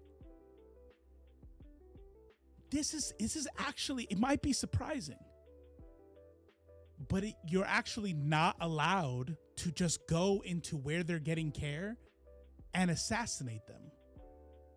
That's a crime. That's a war crime. So what you're saying, it doesn't matter. Yeah. Yes. What's going on, Drums of the Serpent? Long time no see. That's exactly what I'm saying. Yeah, sure. Israeli forces dressed as women and medics kill 3 militants in West Bank hospital. Israeli forces disguised as civilian women and medics stormed the hospital Tuesday in the occupied West Bank, killing 3 Palestinian militants in a dramatic raid that underscored how deadly violence has spilled into the territory from the war in Gaza. But this part right here is important. The Palestinian Health Ministry said Israeli forces opened fire inside the Ibn Sina hospital, or Sina, in the West Bank town of Jenin. A hospital spokesperson said there was no exchange of fire, indicating that it was a targeted killing. This is an assassination. I'm not even going to argue that they were Hamas agents or enemy combatants.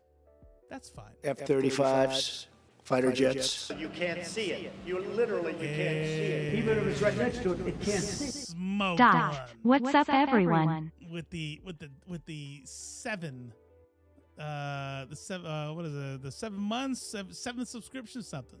It was in the white on white, and I you know what they say, white on white requirement is getting out of control, and I couldn't read it, so I apologize. But thank you, I appreciate you. What's going on? What was I saying? Yeah, assassination can't happen. Look at these motherfuckers. Look at this. And these are the people right here talking about Hamas terrorists. These are the people that when you say they're doing genocide, that's anti-Semitism.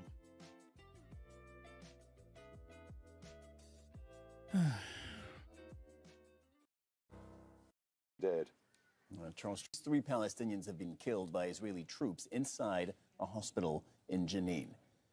So this is believed to be the moment when Israeli special forces dressed as doctors and nurses raided the main buildings in the Ibn Sina hospital. The Israeli military infiltrated the city during the night. Sirens have been sounded in Jenin now in expectation of more raids. Charles Stratford is in Ramallah. Charles, so we have this footage now, the CCTV footage. Run us through what happened. Well, we've been speaking to hospital staff there at the Ibn Sina medical facility in Jenin in the northern occupied West Bank. They're telling us that in the early hours of the morning, 2 civilian vehicles arrived at the hospital entrance. And those soldiers that you see in that, what we understand, that's a doll in that baby carriage that they're holding. Is CCTV footage. Israeli soldiers disguised as medical staff and seemingly civilians as well, heavily armed, came into the hospital, obviously on a hunt, hunting for particular individuals we understand being treated inside the hospital. The staff say that at least one of the members of the 3 men that were killed were being treated for injuries that had been incurred a couple of months ago during a previous Israeli army raid. The video footage is harrowing. We see members of this group, one actually carrying a wheelchair, another carrying what seems to be, supposed to be even a baby in some sort of cot, carrying their rifles, pointing at members of staff as they come through the hospital corridors, hunting for these members of the armed resistance. Now, there has been a statement put out by the Jenin battalion. Now, this is, the Jenin brigade. This comprises of various different groups of the armed resistance, including Hamas and Islamic Jihad. They're saying that Mohammed Walid Jalumni was a commander in Hamas, 27 years old.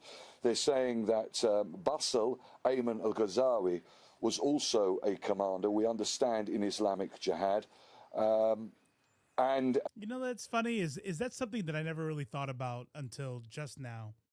You know how when we think about things like, when we say commanders, with my time in the military, one of the things that I think of when I think of commanders, I think about people like around my age, right? Maybe even a little bit older when, a lot of these colonels and generals, they've been doing like 30 years of service and they're sitting there, into their 50s. And I forget that half of Palestinians in Gaza are under the age of 23.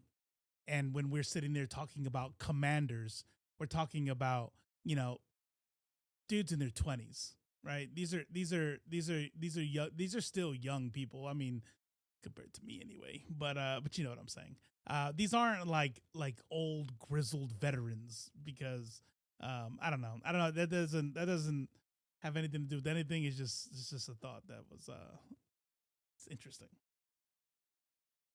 Mohammed Ayman Ghazawi was another commander we also understand in Islamic Jihad. Now, this is the first time since October the 7th that we have seen such a thing happen. We've seen the Israeli army pretty much every night are very concerned about fighters hiding in these hospitals, and we've seen these hospitals be surrounded on a number of occasions, also come under attack. We visited a hospital in Jenin only about a month ago, speaking to staff there. They showed us video footage of tear gas being fired inside these hospitals as the Israeli army tried to prevent medics and patients getting inside these medical facilities. But of course, this is a civilian medical institution, and there are many people inside this hospital who are being treated for illnesses and injuries that have been incurred during these nightly raids. Now, the Israeli army has put a statement out. I'll just read it to you, some of the things they've said. They've said that a Hamas terrorist cell that was inside the Ibn Sina hospital in Jenin had planned to carry out a terror attack in the immediate period, had been neutralized. It goes on to say that Mohammed Jalamne, one of those killed, 27-year-old, had contacts, according to this statement, with Hamas, what it describes as headquarters abroad. It's unclear as to what it's referring to there. The statement says that Jalamne had transferred weapons and ammunition to what it describes as terrorists in order to promote the shooting attacks, and planned a raid inspired by the October the 7th Hamas attacks inside Israel. And it goes on to condemn what it describes as terrorists of using civilian institutions and facilities. So when the medical staff there say that they were there getting medical treatment, they're lying, by the way. They're just clearly all Hamas. They're all Hamas in there. The cell was Hamas. The doctors are Hamas. The staff are Hamas. They're all just Hamas. You know what? Because I mean, when you look at what the senior officials in Israel have said regarding there being no innocent people among the Palestinians, so it kind of all makes sense now. They weren't there getting. It was a cell. They did a raid on a military cell. You know what? They probably are lying about no return fire too, right? Because so drums of the serpent. If there was a civilian firefight in the hospital, kind of, because a firefight typically has return fire, and it doesn't look like there was any. You said it right the first time. We're looking at a whole ass assassination here of people who were in the hospital getting care. As shields to avoid, obviously, being arrested. Of course, Jenin has been targeted time and time and time again over the last 4 months. Many people inside Jenin killed, thousands, potentially up to thousands, arrested inside the city. But it shows. All right, so that's what Israel's up to, and that's what happens. That's what happens when there isn't going to be any accountability. Like literally none. The United States is going to continue to fund it. Biden is not going to do shit about it except fund it. When Trump wins and gets into office, it will be worse. I promise you, this is not the voting conversation we're having. This is not about that. But I am fully prepared for Trump to win in 2024, and I am completely not prepared for just how much death is going to happen in the region because of that. I would not be surprised. If we see American troops either in Gaza or in Ukraine within the borders after 2024. Yep, exactly. Yeah, Jinx. Yeah, great minds. All right, we're done with Israel. We're getting close. We're getting close to brain rot. This kind of counts as brain rot a little bit.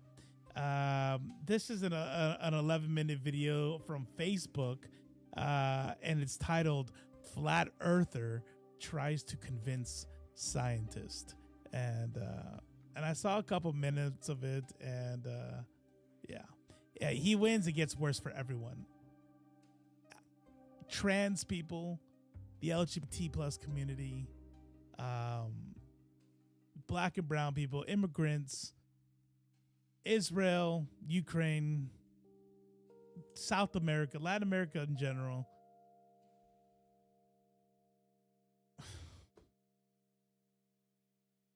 Yeah. This is gonna be something else.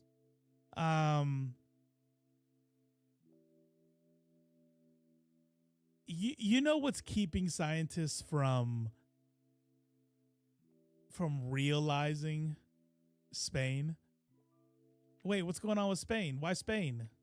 Oh no, yeah. No, I'm with you. Yes. That is still I just gotta, yeah. Yes.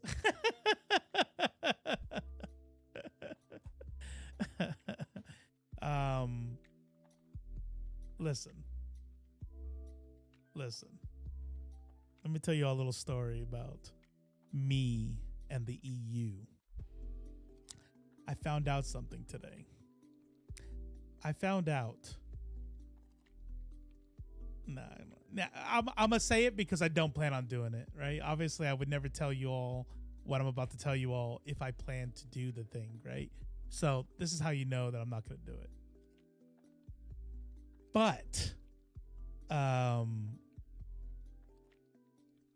Greece. So my ex-wife, the mother of my 2 kids,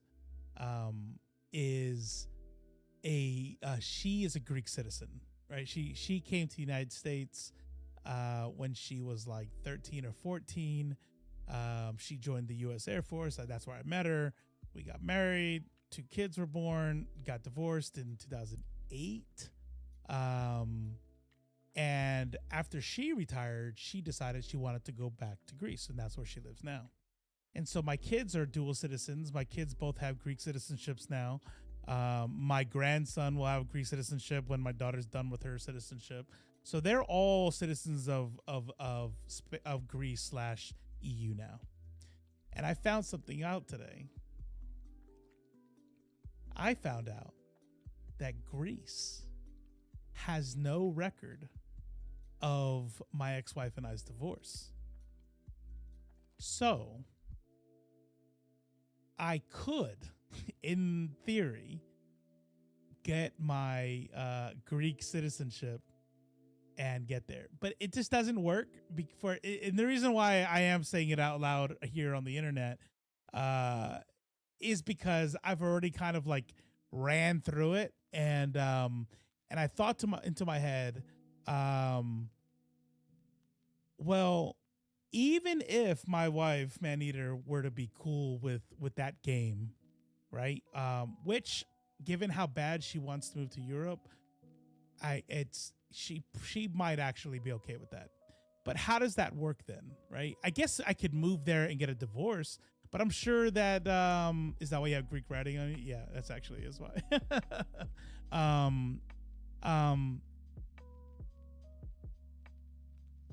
But I'm sure there's probably laws about how long you have to be married there. And then all I know is that I'm not trying to sit in some Greek prison somewhere because I did some fucking some citizenship fraud or something. and the fact that I'm technically on paper married to my ex-wife that we got divorced 14 years ago, it doesn't really help my actual wife. You know, how do we get her citizenship? You know, so it doesn't really work out. But if I hadn't gotten remarried, your boy would be in Greece. I'm just saying. You know what I mean? We'd be friends, but I wouldn't be here right now. I'd be like, deuces, I'm out. Now that you got that white beard, I'm gonna start calling you Zeus, Grandpa Zeus. That's what's up. Oh shit! All right.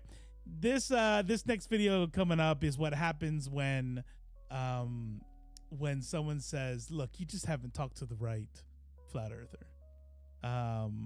Let's see if this flat earther can convince a scientist that the Earth is flat. He's gonna drop some bombs on him. I just want to let you all know that he's gonna drop some shit, and it's gonna be crazy. And you might come out the other side of this video wondering if the Earth is flat too.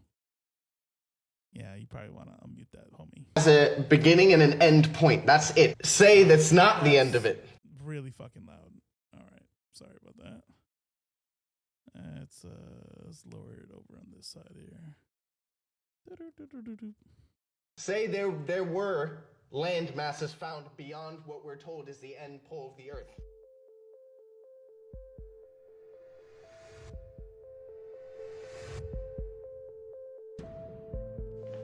How's it going, man? Very good. Yeah, I'm Matt. Yeah, I'm Connor. Nice to meet you, man. Nice to meet you too. Cheers. Yeah, cheers, man.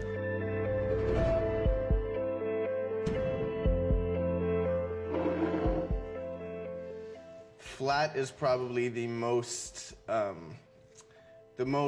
probable. We cannot prove motion. Without motion, none of it works. And second, obviously being the major one, is that we can't detect curvature. The globe model is a little bit problematic. There's plenty of experiments that show the curvature of the Earth. I happen to live by the coast. I've got a really expansive view out onto the Atlantic, and I can see the ships and I can see them dip down over the horizon. So I've physically seen the curvature for myself. Right. You could also get into a high altitude jet and actually physically see the curvature of the Earth. Pilots see it all the time. A lot of physicists will completely disagree with you. Do you remember when Felix... He's hold on. Oh, look, watch his face. He says a lot of physicists will actually disagree with you. Watch his face. The Earth. Pilots see it all the time. A lot of physicists will completely disagree with you. Do you remember... Yeah, I'm really trying not to laugh right now. It's the British, what is it? The British manners, right? Like, if I wasn't British, I'd be laughing in your face right now. But it is against my cultural practice to do so. When Felix Baumgartner did the jump, the Red Bull jump, right? He'll be the first to tell you that they were using a fisheye lens in the camera, because from his altitude, it would have been impossible to see curvature. And I agree with you, if you're in a jet or a bomber, you may see a curve to the Earth when you're high. However, that's because you're in glass shaped like this. Plenty of pilots who fly passenger jets will tell you that it's flat the whole way around. This is hard-won scientific knowledge that you just can't just put in the bin because you've read a couple of websites or you've seen a couple of experiments. It's certainly not the case. And you've read things that aren't necessarily by the consensus of scientists. Scientific skepticism has to take an evidence-based approach, and I think this is where you could bring in something like Occam's razor, is say, what of these two different things requires us to have the least amount of assumptions? Stationary and flat versus globular and moving, right? I'm looking around. I feel like I'm standing still. I don't feel like anything is moving. So the least amount of assumptions based on Occam's razor is that I am still. Andrew Tate wannabe. Andrew Tate and somehow dumber. I don't know what's happening here.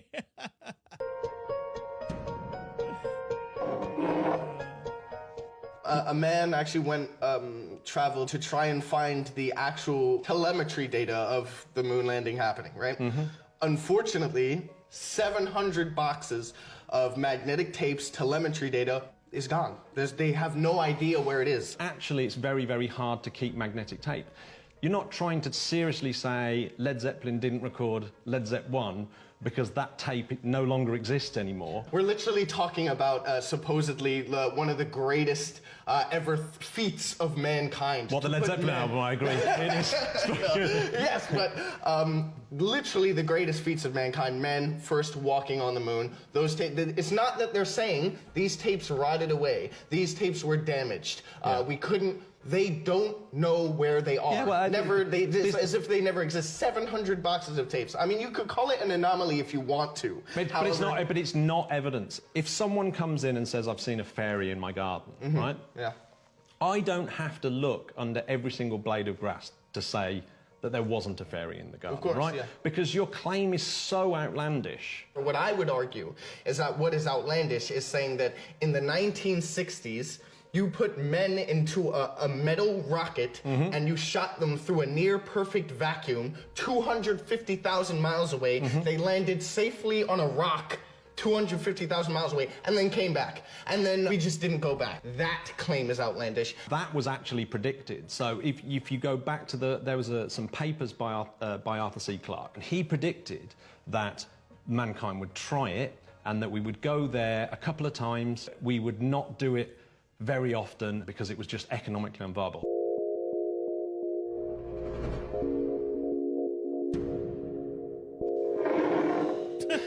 Yeah, you would say there were anomalies, right? You would say it's a basis of anomalies, but I would say that basically everything that the majority of what NASA produce is fiction. I find it very difficult to understand what the motivation for NASA just to be. I like how that he already. This is how you know how like brainworm these people's heads are, because there is no world in which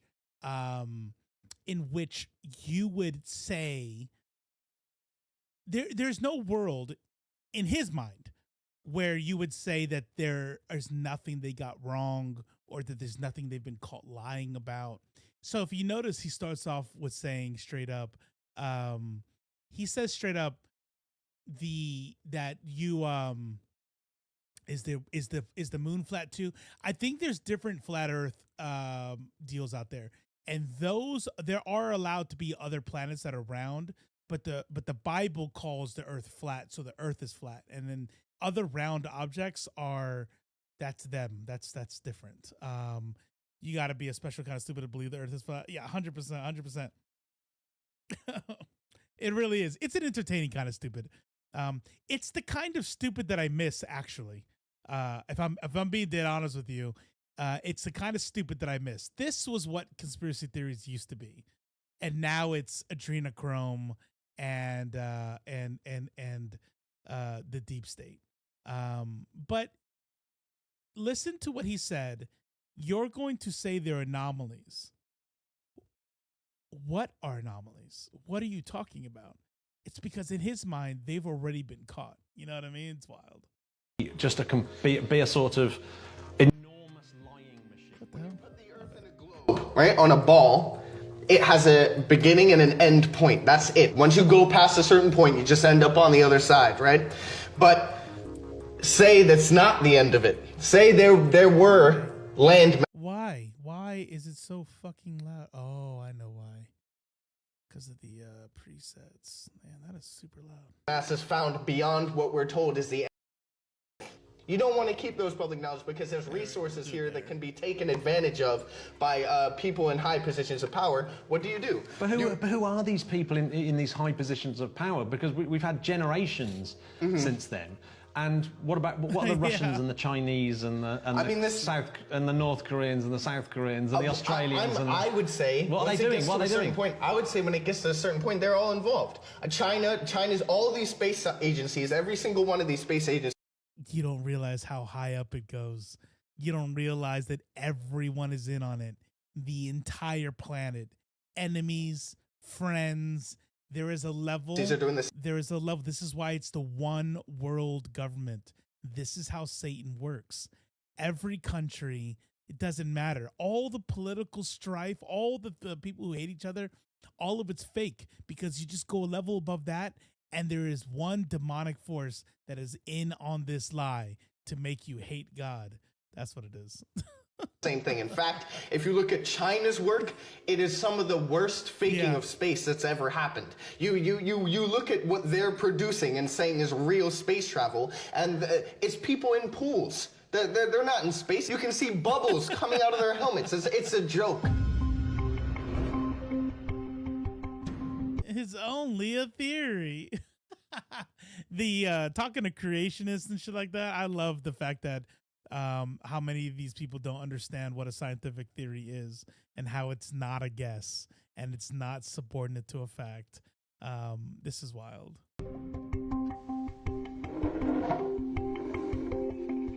So that's why he moves. This is why he moves the glass only a little bit, right? So he understands what is meant by the question, but he's only moving it a little bit because it is the theory of gravity. Except in this, in the term theory here, it means a scientific theory that is an established and proven set of facts that explain a phenomenon, not a guess like used colloquially. Newton's laws, they've been unbelievably successful in describing the world and predicting things and bringing us new technology. It's not that they're wrong, they're just not fully described yet. Think of knowledge as being this big building up of a pyramid of knowledge. You never achieve the truth, you're just adding layer upon layer as you get nearer and nearer and nearer and nearer the truth. Right, well, Newton was categorically wrong. I admire your optimism. Yeah. However, I don't feel like those gaps will ever be filled. I don't think the pyramid to the truth will ever be finished. You don't trust the bottom layers, and therefore anything that you see, you're almost having to start from scratch. Which is essentially why you almost have a BC style knowledge of things like flat Earth, because you're going right back to the beginning and ignore. Well, it is archaic. No, it's certainly not archaic, because up until NASA was founded and we were shown so-called proof, this argument has never died. The flat Earth has been a contender in this argument between globe and Earth for a long time. It's been fringe for 2,500 years. No, it has not. That's absolutely not true. There you go. He's laughing now. He can't help it. Oh no. I have a button on my mouse for back and forward for the browser, and sometimes it fucks me over. You almost have a called proof. This argument has never died. The flat Earth has been a contender in this argument between globe and Earth for a long time. It's been fringe for 2,500 years. No, it has not. That's absolutely not true. We're both probably skeptics, but my form of skepticism is a scientific skepticism. I would actually disagree and say that my form of skepticism is a scientific skepticism, because it follows the scientific method, natural science. One of my favorite physicists ever was Richard Feynman, and he described science in a fantastic way. He said, the steps of science is that we observe, then we guess. That's it, it's a guess. We use nature and experimentation to either verify or nullify that guess. If it disagrees with experiment, it's wrong. That's it. That's what. That's not really what it is. It's the hypothesis is you're trying to disprove the hypothesis, and it's not a guess. It's an educated guess. The more this unravels, the more liquor I need. Can you imagine this dude on mushrooms? This is the kind of guy that like, you know what's funny is we were talking about Adderall earlier. This dude right here, I'm telling you, would be annoying as fuck on Adderall. Whenever I take, like, I'm fresh on my shit. People always know because I'm just talking. I'm like, okay, you just took your shit, didn't you? I'm like, yeah, I did. All right, let me calm down a little bit. This dude right here would never shut the fuck up, and you would probably just have to fight him. It's the rules. I'm sorry. Richard Feynman said, and I totally agree with it.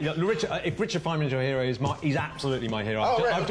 So we agree there. I've just finished Surely You're Joking, Mr. Feynman. Okay. He understands that science is this building up slowly of knowledge. To be honest, he would be horrified at your take on science, particularly how you just put it there, because it's not quite right. He is a fantastic advocate of science, and he would of course be horrified by flat Earth. He genuinely would.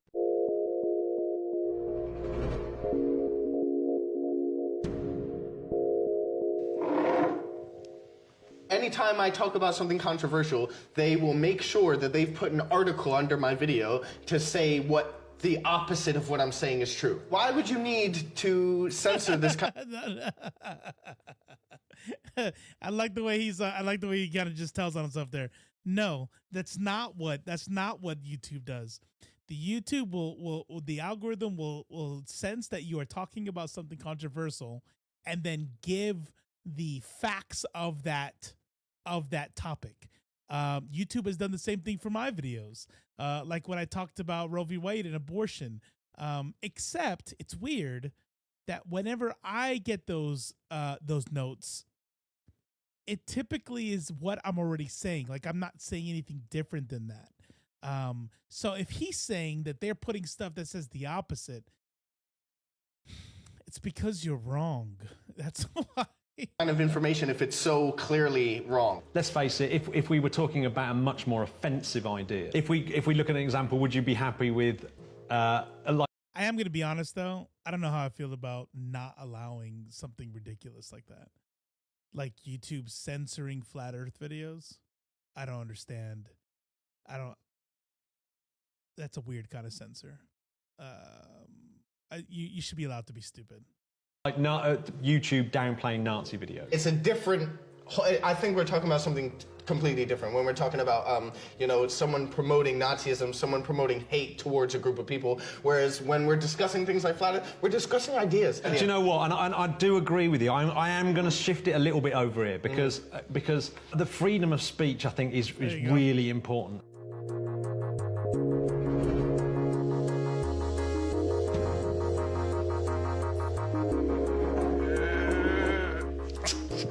Sorry. But that's it. Yeah, sorry.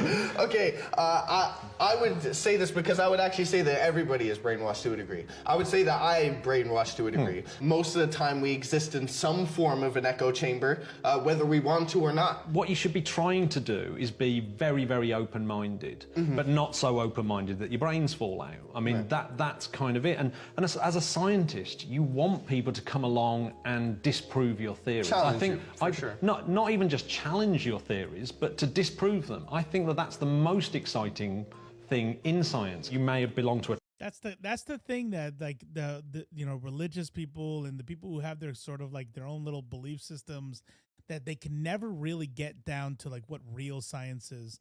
And that's what real science is. Every scientist is trying to disprove the next one, right? Because you're not going to get anywhere without doing that. Like that's the end of knowledge, right? And if you're a scientist, you don't want to reach the end. I'm hoping I find that this theory is incorrect, or this part of the theory is incorrect. That way we can keep going. We can just keep on discovering, and you don't find the truth until you just can't disprove it anymore.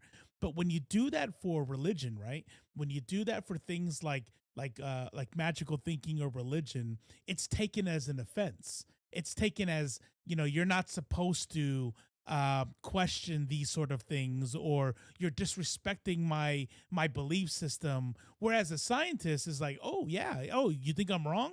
Hell yeah. Like, good luck, go do the test, prove me wrong so we can figure out where we go from here. Or at the very least finding if there's any holes in the theory, but challenging and disproving are not the same. No, yeah, that's exactly what David Lynch is saying. Is like no, like it's very literally falsification. Like the goal is always falsification. It's not affirmation. It's not verification. Like you don't do any scientific experiment to verify a thing. Every scientific experiment is to disprove a thing. And you only consider that thing true when the experiment to disprove it fails. And that is, okay, we're good. We tried to disprove it. We couldn't. That is a good test. Yeah, it lets you know the biggest disconnect with magical thinking, religious thinking, and actual science. Tribe, but I don't think you've been brainwashed by that tribe. I just think that you've rejected what I would call normal science, and you're going for something else that's not actually science. But I don't. Right, to you. Yeah, no, I agree. That's fine. That's fair. Or to Feynman. Yeah. To scientists. Yeah. Yeah, I actually would I envy dudes like this actually. I'm not even lying. I envy that. I envy being able to talk to somebody who is so, I wouldn't say aggressively wrong. I'm not saying he's aggressive. Confidently. Like when someone is confidently wrong and does like little laughs and shit, like when they're wrong, that is very it's hard. It's hard for me. And over a beer, yeah. Like even worse, a little bit of alcohol and they started laughing and like, well, it's not science. It is. And then your like heart rate starts going up.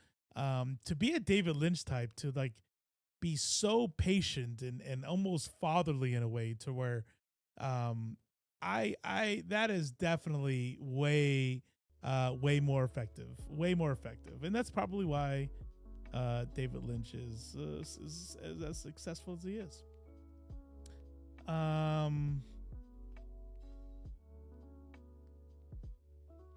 So on that, you don't believe the lies that mainstream media tries on to that, brainwash you.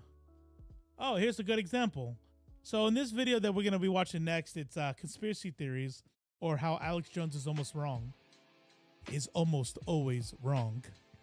It looks like old YouTube is at it again. Look what we got here. Here is a video by Mind Explosions called Conspiracy Theories or How Alex Jones is Almost Always Wrong. And they talk about September 11th. And here is the context. Now, do you think that this little Wikipedia blurb that YouTube put in there is going to agree or disagree? Do they only put it on topics that they want to shut down or censor? No. It's just controversial shit. So that guy's just being a silly goose. Let's see here. Mind Explosions.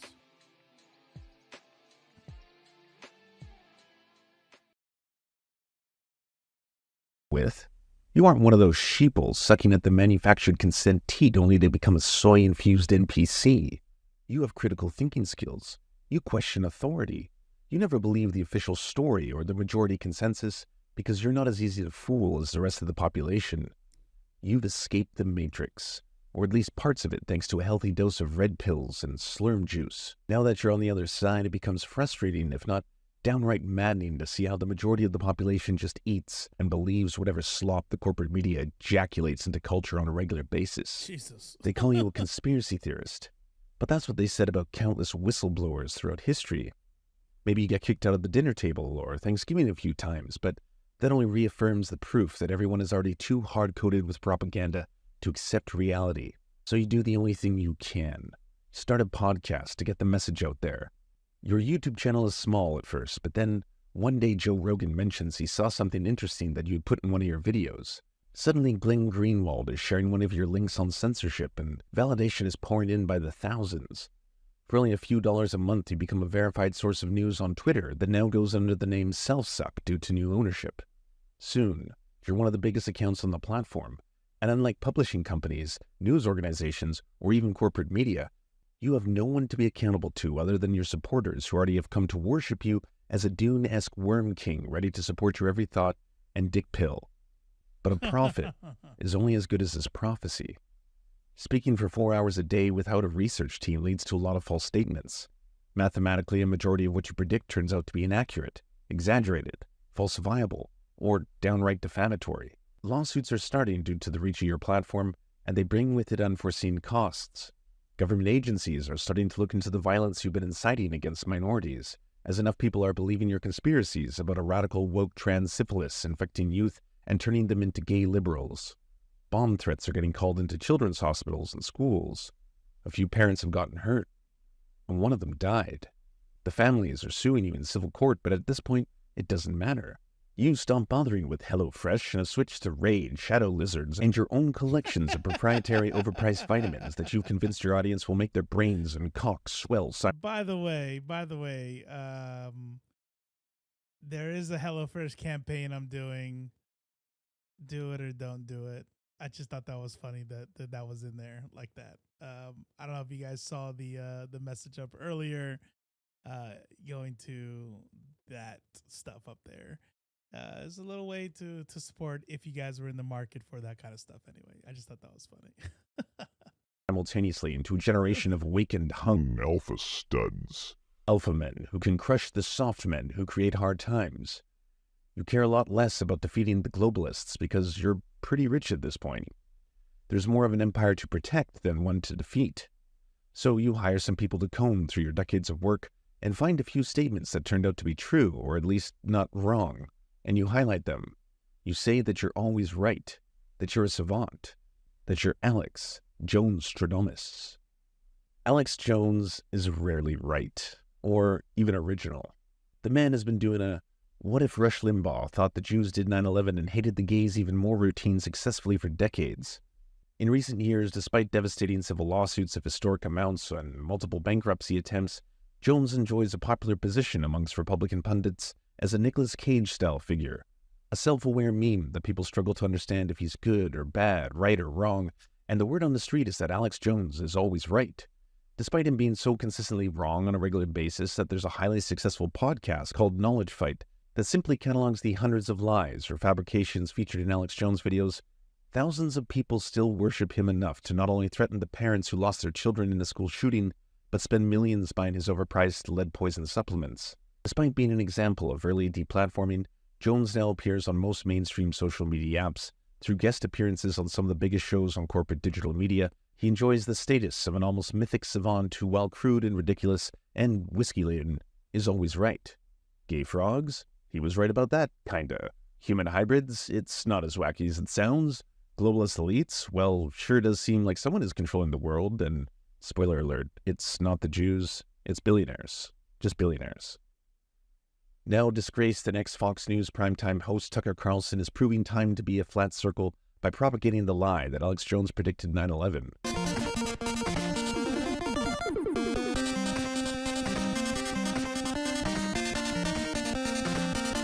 The Joint Chiefs of Staff wanted to blow up airliners, Baltimore Sun. This is not a prediction. Alex Jones is referencing an article that talks about an already known potential plan to blame a terrorist attack on communist Cuba in 1962 known as Operation Northwood. The same article goes on to say that Kennedy ultimately rejected it because he did not want direct conflict with Cuba. Or if you let some terrorist group do it, like the World Trade Center, we know who to blame. And if there was an outside threat like a bin Laden, who was a known CIA asset in the 80s. These two clips are edited together to make it look like Alex Jones went from talking about a potential attack on the World Trade Center with that very attack being committed by Osama bin Laden. But the second clip is actually just back to referencing the article from the Baltimore Sun that names Osama bin Laden as a suspected terrorist financier. Bin Laden founded al-Qaeda in 1988 and was already a well-known radicalized anti-American figure by this point.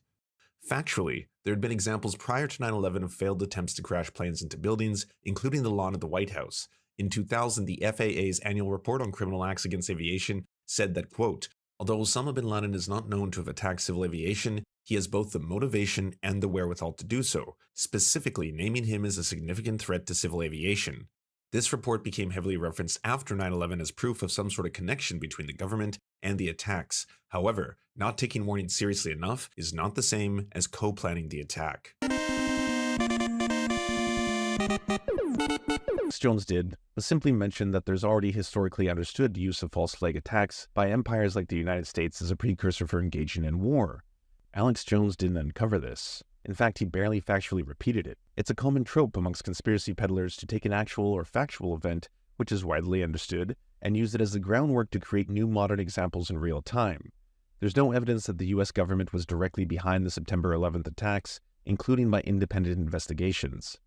And while lying to you about a fact, it ignores the actual story, which is actually far more fascinating.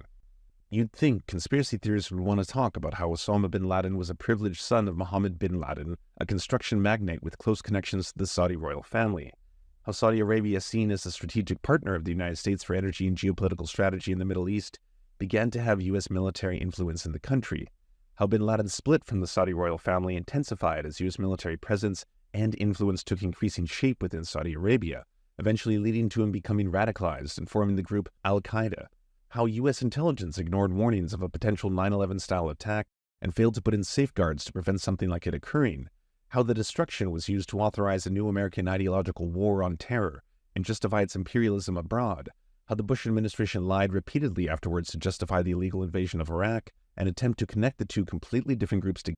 3 people just killed there. We're still in Iraq.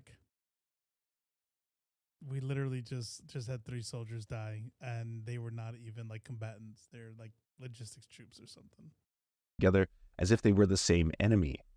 How none of the architects of the Iraq War ever faced criminal responsibility for their war crimes, never spent a day in jail, are still celebrated today at baseball games as American war criminals often are. Has the ceremonial first pitch ball and would like to, at this time, present it to his son, the 43rd President of the United States, George W. Bush. Because when you're the most powerful nation on earth, you get to have war criminal heroes, because it's all in the interest of the American public. Like, isn't that interesting? Isn't that complex? Doesn't it sound like something you'd think Alex Jones would want to talk about? And the answer is no. Because it doesn't let him craft a worldview in which he's the sole source of discovery.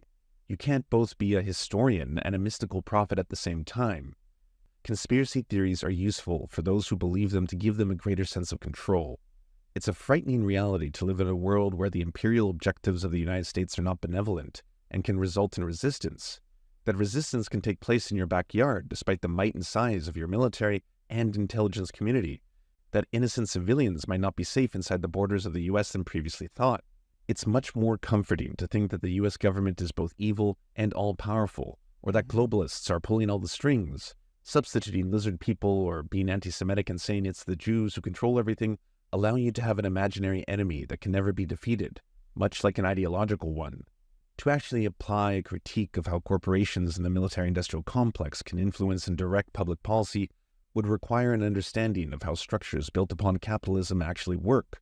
It would require understanding of how economic factors can influence war and geopolitics, and how pursuing a return on investment requires convincing the public that a cause is righteous. And even when they don't believe you, they still go through with it. He and other Bush administration officials accused Iraq of helping to plan the September 11th attacks, which it did not. Before the second invasion of Iraq, some of the largest anti-war demonstrations in human history took place. Millions of people around the world opposed the US and UK alliance and eventual invasion of a sovereign nation that had never directly attacked the United States, never set foot on US soil, never destroyed the World Trade Centers. If the reality was that anyone or anything that could be labeled as a terrorist would be an eventual target by the US, it really leaves you feeling helpless when despite millions of people did protest. People around the world protested. But the approval rating for the war during that time was literally like in the 80 percentile. Like we're looking at like 87, 88% approval rating to go into war to Afghanistan, and not that much lower for Iraq in 2003, 2004. We're looking at high 70%. The protests, they didn't matter. And arguably the ones for BLM in 2020 didn't matter. And the ones that I've gone to and will continue to go to probably don't matter either, with regarding like Palestine. And all this leads back to the video that Z the Sunflower shared that we watched at the beginning of the stream. That none of the power lies with the people, and such is our system. Despite the majority of the population not supporting an expensive and costly war, it happens anyway. No one wants to feel helpless, which is why conspiracies can flourish so readily in the face of our horrifying reality. And it doesn't just come from the right; it can come from the left as well. Many people ignore that Alex Jones is. We're gonna be closing up right after this one, anyways. Thanks for swinging by, Drums, Dakota. Actually, a white supremacist. You forget that he's racist or homophobic or transphobic. Because none of that matters when he's saying they're putting chemicals in the water to make all the frogs gay. So communist China, along with the Southern Poverty Law Center and the ADL and all these groups, see America's weakness, and they're literally coming in saying white people are inherently bad because of the color of their skin. They inherently have cheated people. They've hurt people. White people invented racism. None of that's true. It's really just tribalism. And this... God, I hate his face so much. I hate his face. He's one of the few people. Him, who's that dude? Brain farting right now.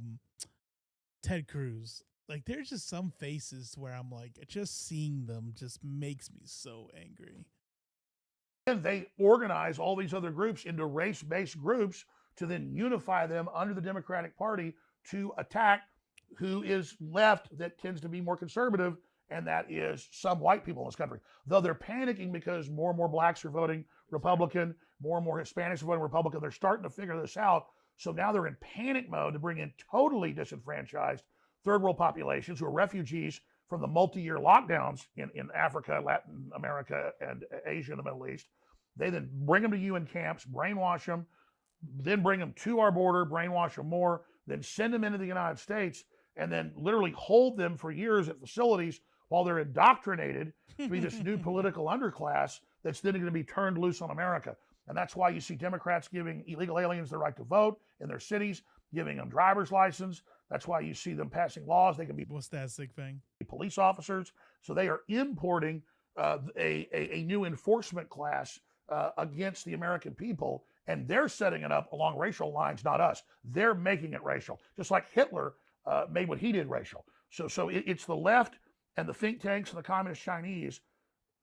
Because how else would they bend their narrative to act like they give a fuck about anybody?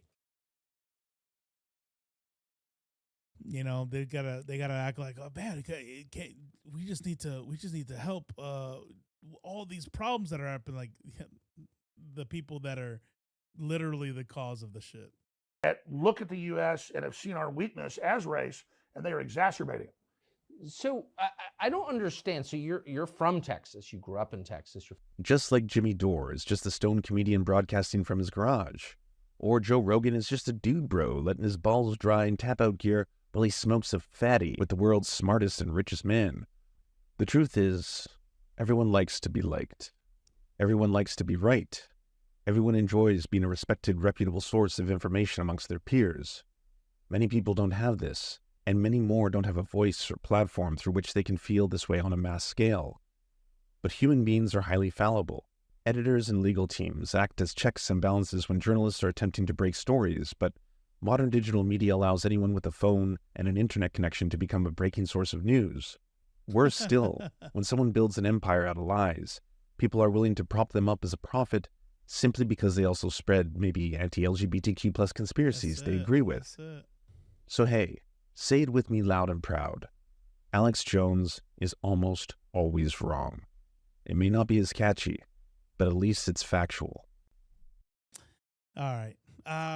We're definitely not gonna get into the Destiny debate tonight.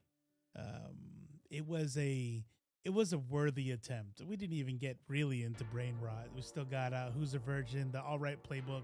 But you know what? You know, when I look at how many tabs we closed out tonight, I think you know, I overshot a little bit. That's okay. But it is the first day back. I did say it was going to be short, and I don't know why anybody... Look, if you ever believe me when I say it's going to be short, please believe there's only one thing you should believe about that. It's that I believe it, but it's probably not going to happen. You're going to get about 3 hours because this is how long I stream, apparently. Tomorrow we'll be back on... He's lying. See, a lie is like, I know it's going to be 3 hours. I'm still going to say it. No, I'm like tired. I'm like, you know what? I'm not going to stream. I'm just going to stream for a little bit. And then here we go. 3 hours. Every time it's 3 hours. Actually, you know, I'm looking down at the time. We only did 2.5 today. So technically, you know, what's short? I don't know. Tomorrow we're going to, I want to, you know, tonight and tomorrow I'm going to be looking at the details behind the border deal that Republicans are making, right, regarding Biden. If y'all don't, weren't here earlier, Z the Sunflower is another streamer. Michael DeFonte over on the YouTube side. What's up? We're going to on Monday next week. We're going to have a conversation. I still think you should vote. I still think it's important to make sure that Trump does not get back in the White House. F-35s, fighter jets. You can't see it. You can't see it. Even if it's right next to it, it can't see it. 10 months. We are 2 months away from the golden rose. The golden rose of left face for Dr. Midnight. Just 2 more months, and that is a 1-year biddy. Thank you. I appreciate you, Dr. Magnet. I appreciate you. So yeah, next week I'm going to be talking to Z the Sunflower. It's going to be super friendly. No blood sports, no debate, but we do kind of disagree on a very friendly level. And so we're going to have a little discussion about it next week on Monday, where we're going to talk about, what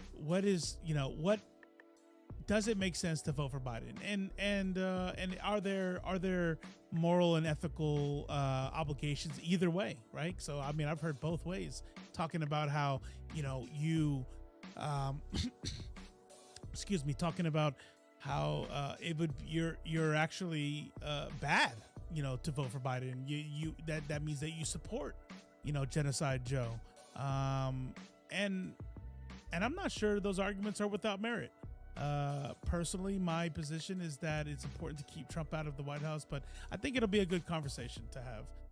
So if you don't know who Z the Sunflower is, check her out on Twitch, give her a follow. But I will be back tomorrow. We'll look over this debate between Destiny and Glenn Greenwald tomorrow, and we'll make sure we get to brain rot. I'll try to make sure. Then don't forget, on Thursday we got Nerds of Culture. Not sure what we're talking about this week, but it'll be dope as usual over on Blur Without Fears channel. And then we'll see what's going on there.